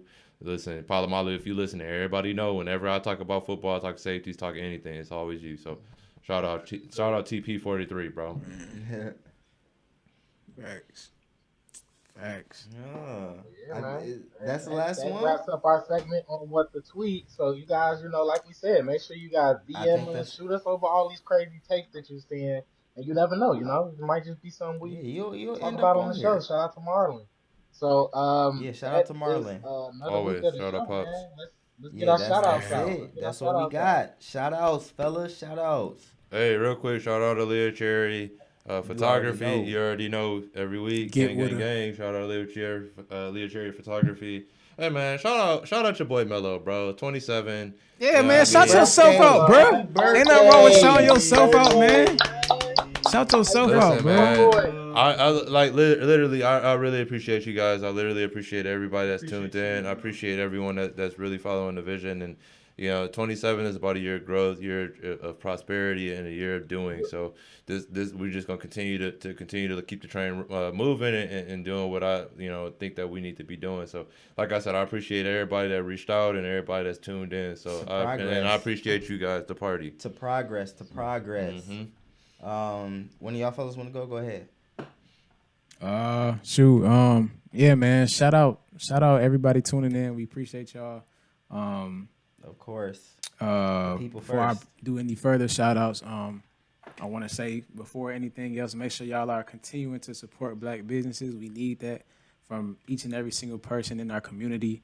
If you're going to go spend the money with somebody else, why not spend it with somebody that looks like you? Yeah, man. As far as myself, shout out to my graphic design, VNordDSGN, on Instagram at VNordDSGN. whatever you Venor. need, graphics, logos, cover art, posters, whatever you need, I will take care of you. He got you. Websites, it don't matter, man. Just contact me, hit me up. Whatever. Email, everything is all Got listed you. in my profile. Everything, hit me up. Let's work. Yes, sir. Yes, sir. Oh wait! One more shout out. My bad. Shout out to my sister, Liana Norris. She is located in Grand Rapids, Michigan. If you are an aspiring dancer or you know anybody that is looking to get into dance, make sure y'all get with her. Hey, she the real deal. Aaliyah be dancing, doing her dance classes. She the real deal, bro. Yeah, she is, and I'm not just saying that because she's my sister. Like she's actually Bro, she the real deal. Link up, Liana yeah. Norris. So She if the real y'all deal. on Instagram, it's Liana.Renee, LIANNA.RENE. Contact her, get with her, man. She'll get y'all right for sure. I know that's right. You better shout out your sister. Yeah, bro. Shout out your sister, bro. I ain't really got. I got some things coming in the works for you all very soon. We gonna have an Instagram popping for y'all very soon. We got a whole bunch of ideas. I really Yes, just sir. wanted to use my shout out. And just take some time to send prayers to George Floyd's family. They're reliving this case. It's a big important case that's going on right now. So I just wanted to make sure that the party, that they know the party podcast is praying for them and hoping that Mhm. everything, turns out for the best, because we don't need situations like that to continue to happen. So just wanted to use my shout out for them. And once again, shout out to Melo. Happy birthday, bro. We love you. Happy We birthday, appreciate my everything guy. you do. So My dog. definitely wanted to make sure I got that out for my shout out. Go ahead, Lamp. Close us out. All right, yeah. So you already know. Shout out frequent flyers. You Check go them out, follow man. us. Go listen. Tune in, and that's on all social medias at FREE 2 E's QUENT flyers. Go check them out. We about to drop a mixtape that's coming Oh out yeah. with any day now. We done hooked up with Venor Yes, because sir. he got all the graphics you need. So shout out Venor and shout out all my fellas, bruh. Like, thank y'all, man. We taking this to where we want to take it to. We keep going, and hey, it's to progression. Shout shout out my guy Flyer Pop. Flyer Shout pop, out Remy. flyer pop, We ain't really say it that much this episode. But flyer pop. Shout out Flyer Pop. Shout out his gaming platform. Flyer gaming. So like I said, if you're a really good gamer, go check him out. You might be added to the team. But shout out Flyer Pop. Shout out my guy Melo. Happy birthday once again, bro. I really appreciate it. We gonna bro. turn up this weekend, bro. We gonna turn I up this weekend. appreciate y'all fellas, man. Seriously, Oh yeah, bro. for sure. But yeah, man, thank y'all for tuning in to the party, man. We appreciate it. Episode 4. We appreciate y'all. And so we only getting bigger and better from here. Hey, episode 4 on Fofo. Tune in. Fofo. Fofo. Yes, sir. Shout out Make to sure real y'all on Fofo. make sure y'all Episode send out 4 on anything that y'all Fofo. want to see. If y'all got requested anything, make sure y'all send it to us. We'll be sure we put that on the show, man. But other than that, man, we truly appreciate y'all for tuning in the party. For sure. We out. At the official party podcast. We out. Fofo.